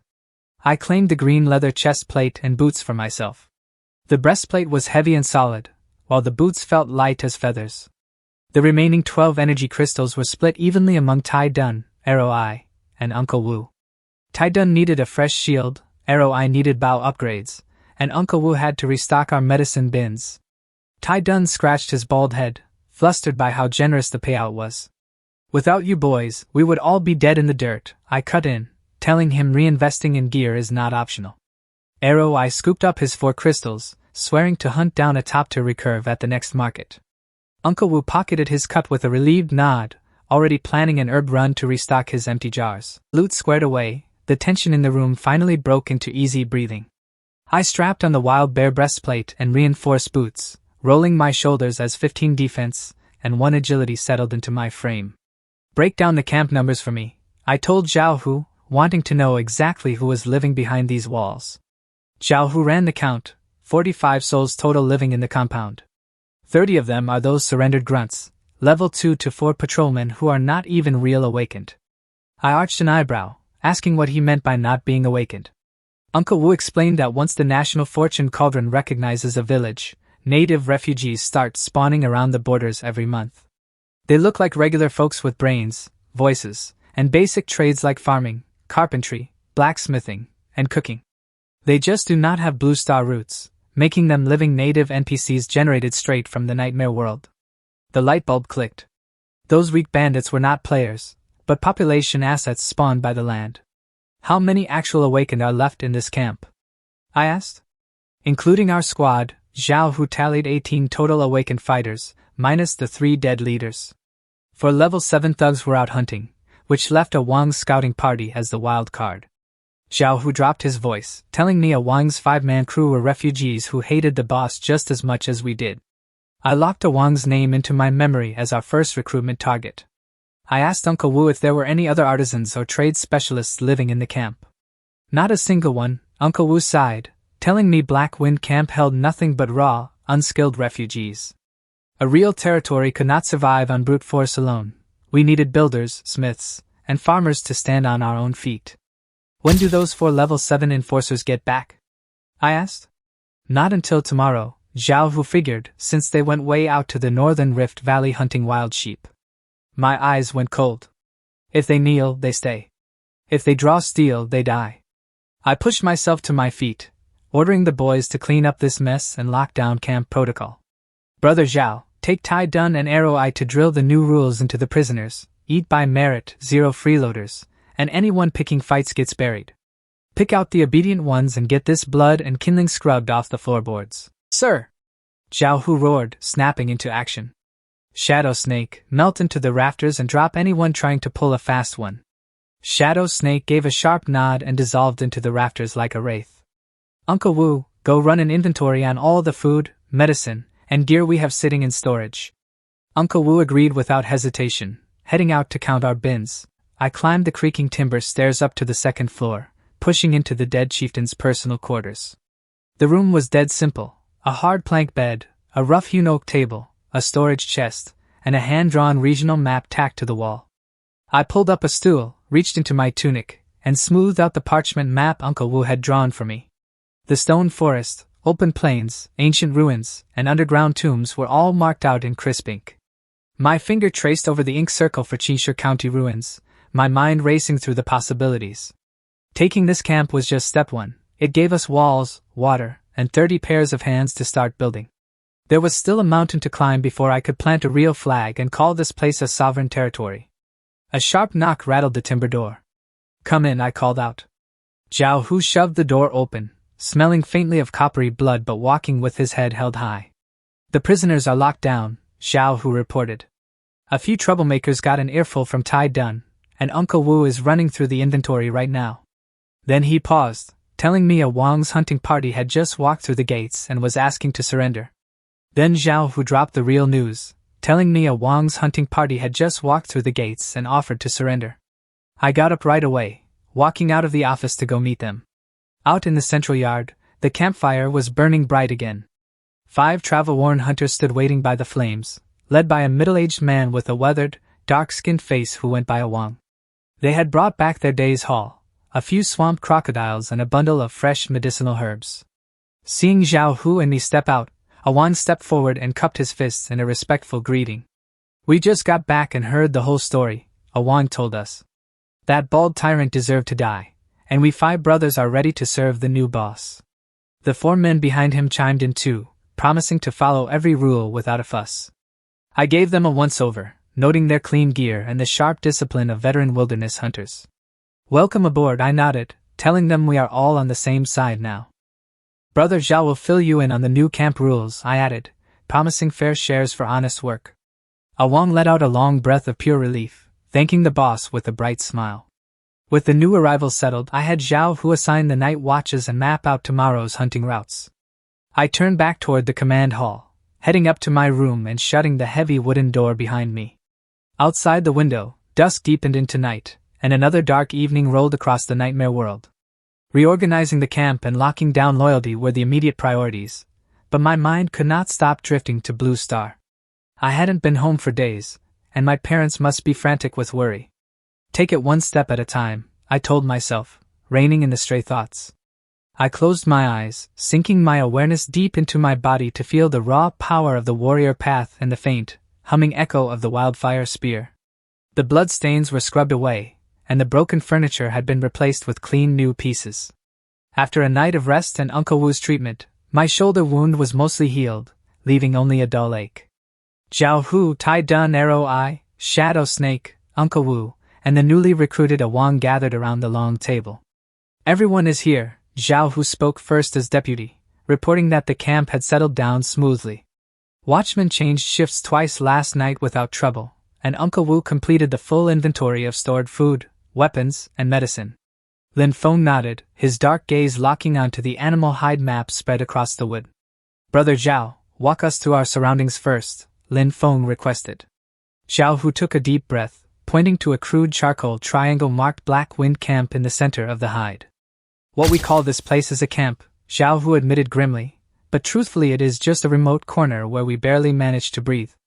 "To the east there is a river," Zhao Hu said, tracing a winding blue ink line flowing toward the southeast. "This is our local river, the Black Water River," Zhao Hu explained. "About 10 miles downstream along this river sits the largest power in the area, Black Wolf Den." Hearing that name made everyone in the hall tense up instantly. "Black Wolf Den has 3 leaders," Zhao Hu stated in a heavy tone. "The eldest leader, One-Eyed Wolf, is a level 10 warrior reputed to be immensely powerful." Zhao Hu added that they also pack 6 level 9 thugs, over 10 level 8 henchmen, and at least 100 NPC foot soldiers. Tai Dun gasped in disbelief, muttering that even if we tied ourselves together, we wouldn't be enough to fill their teeth.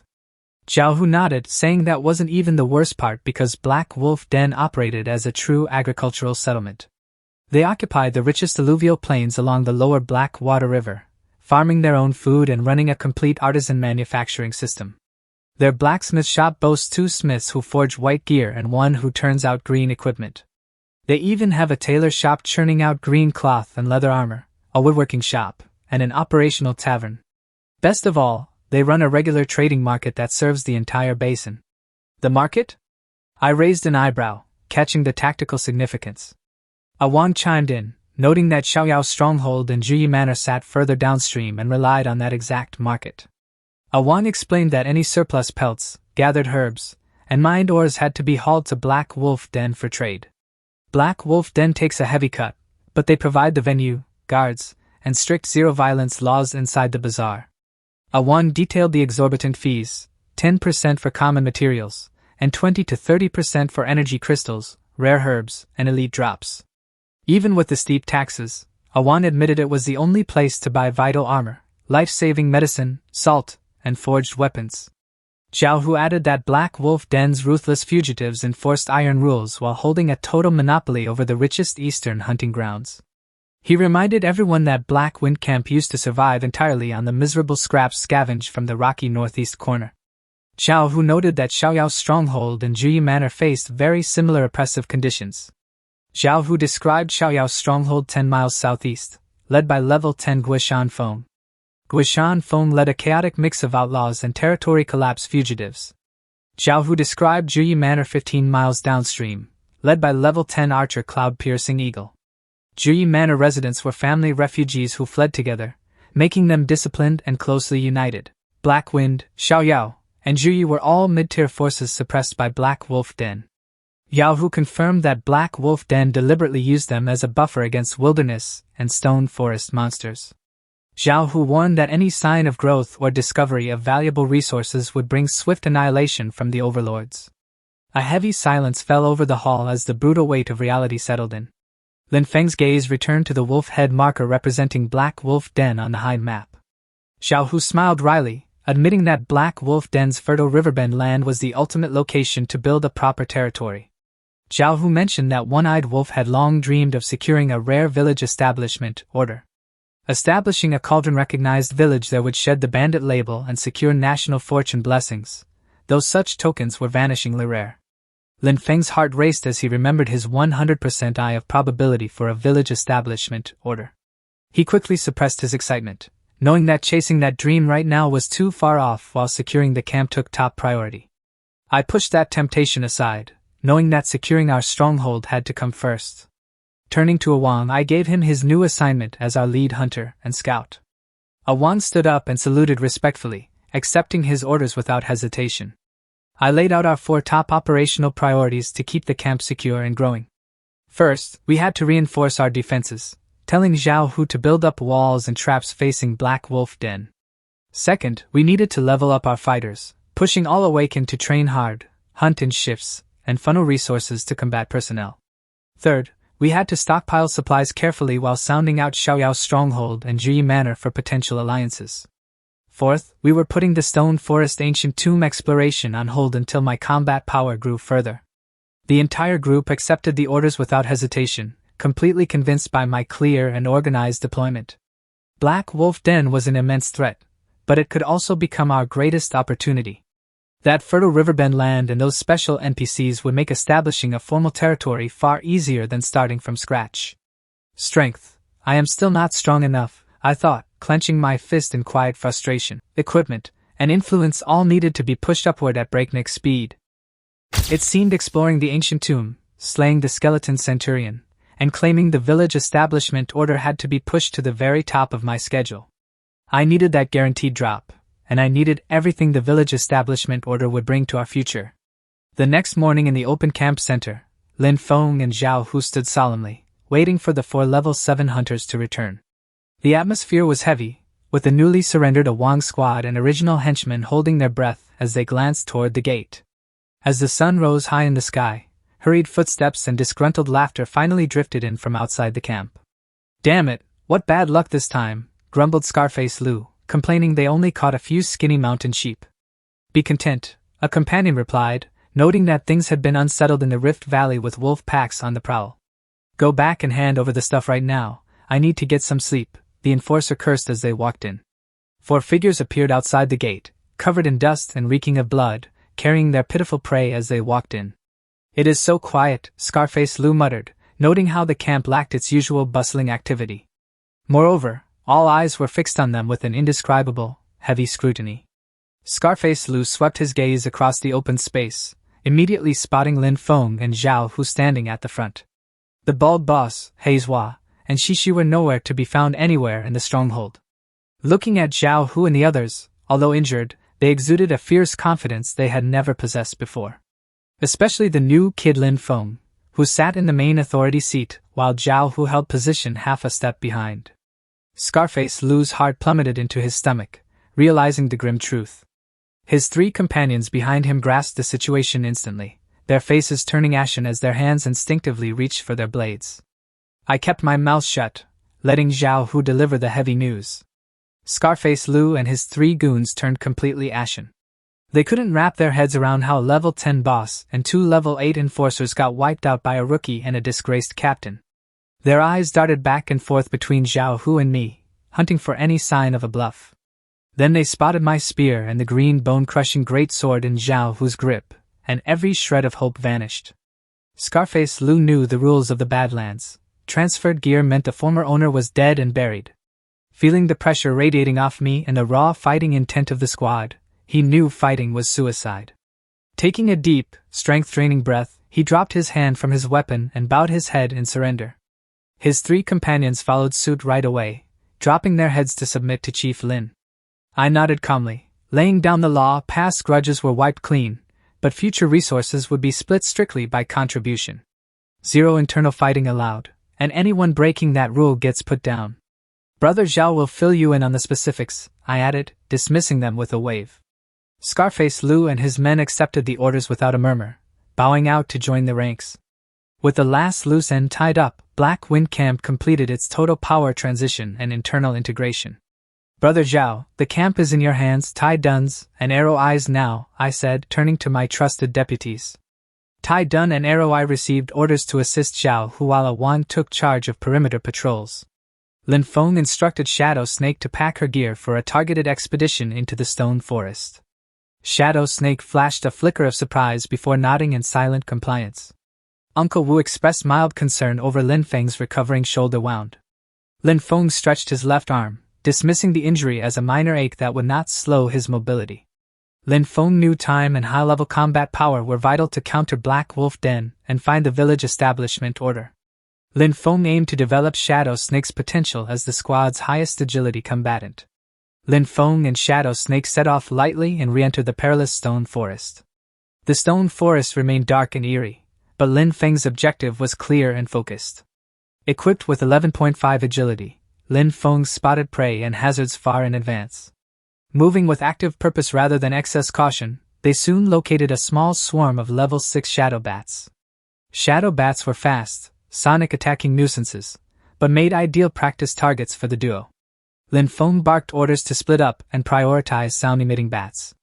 Lin Feng launched forward like red lightning, piercing a bat with the wildfire spear. Shadow Snake coordinated flawlessly, flashing like a ghost to sever bat wings and throats with twin daggers. Lin Feng's 85 attack power disintegrated the low defense bats in single strikes. System notification confirmed solo and assisted kills rewarding experience points. Clearing the swarm pushed Lin Feng's experience bar upward before they pushed deeper. Over the next few hours, they systematically hunted level 6 to level 7 armored beasts and poisonous rock scorpions. Lin Feng initiated attacks while Shadow Snake supported, swapping roles against speed-type monsters. Lin Feng secured final blows to maximize his experience gain as his bar climbed steadily. As dusk painted the stone forest crimson, Lin Feng and Shadow Snake leveled up almost simultaneously. System notification confirmed experience maxed out, level 6 to 7 breakthrough, and 1 free attribute point. Lin Feng added his point to strength, pushing his stat to 13.5 and boosting his attack power further. Following Lin Feng's advice, Shadow Snake added her point to agility, raising her score to an astonishing 9 points. Shadow Snake finished the day exhausted but with a sharper, more refined aura. Lin Feng dismissed her to rest for tomorrow, recognizing that strengthening core members is essential for future survival. Shadow Snake watched Lin Feng retreat with a complex, respectful expression. Shadow Snake realized this young leader's strength, growth, and vision far exceed ordinary men. The two figures vanished into the stone forest twilight, returning to lead Black Wind Camp toward an uncertain tomorrow.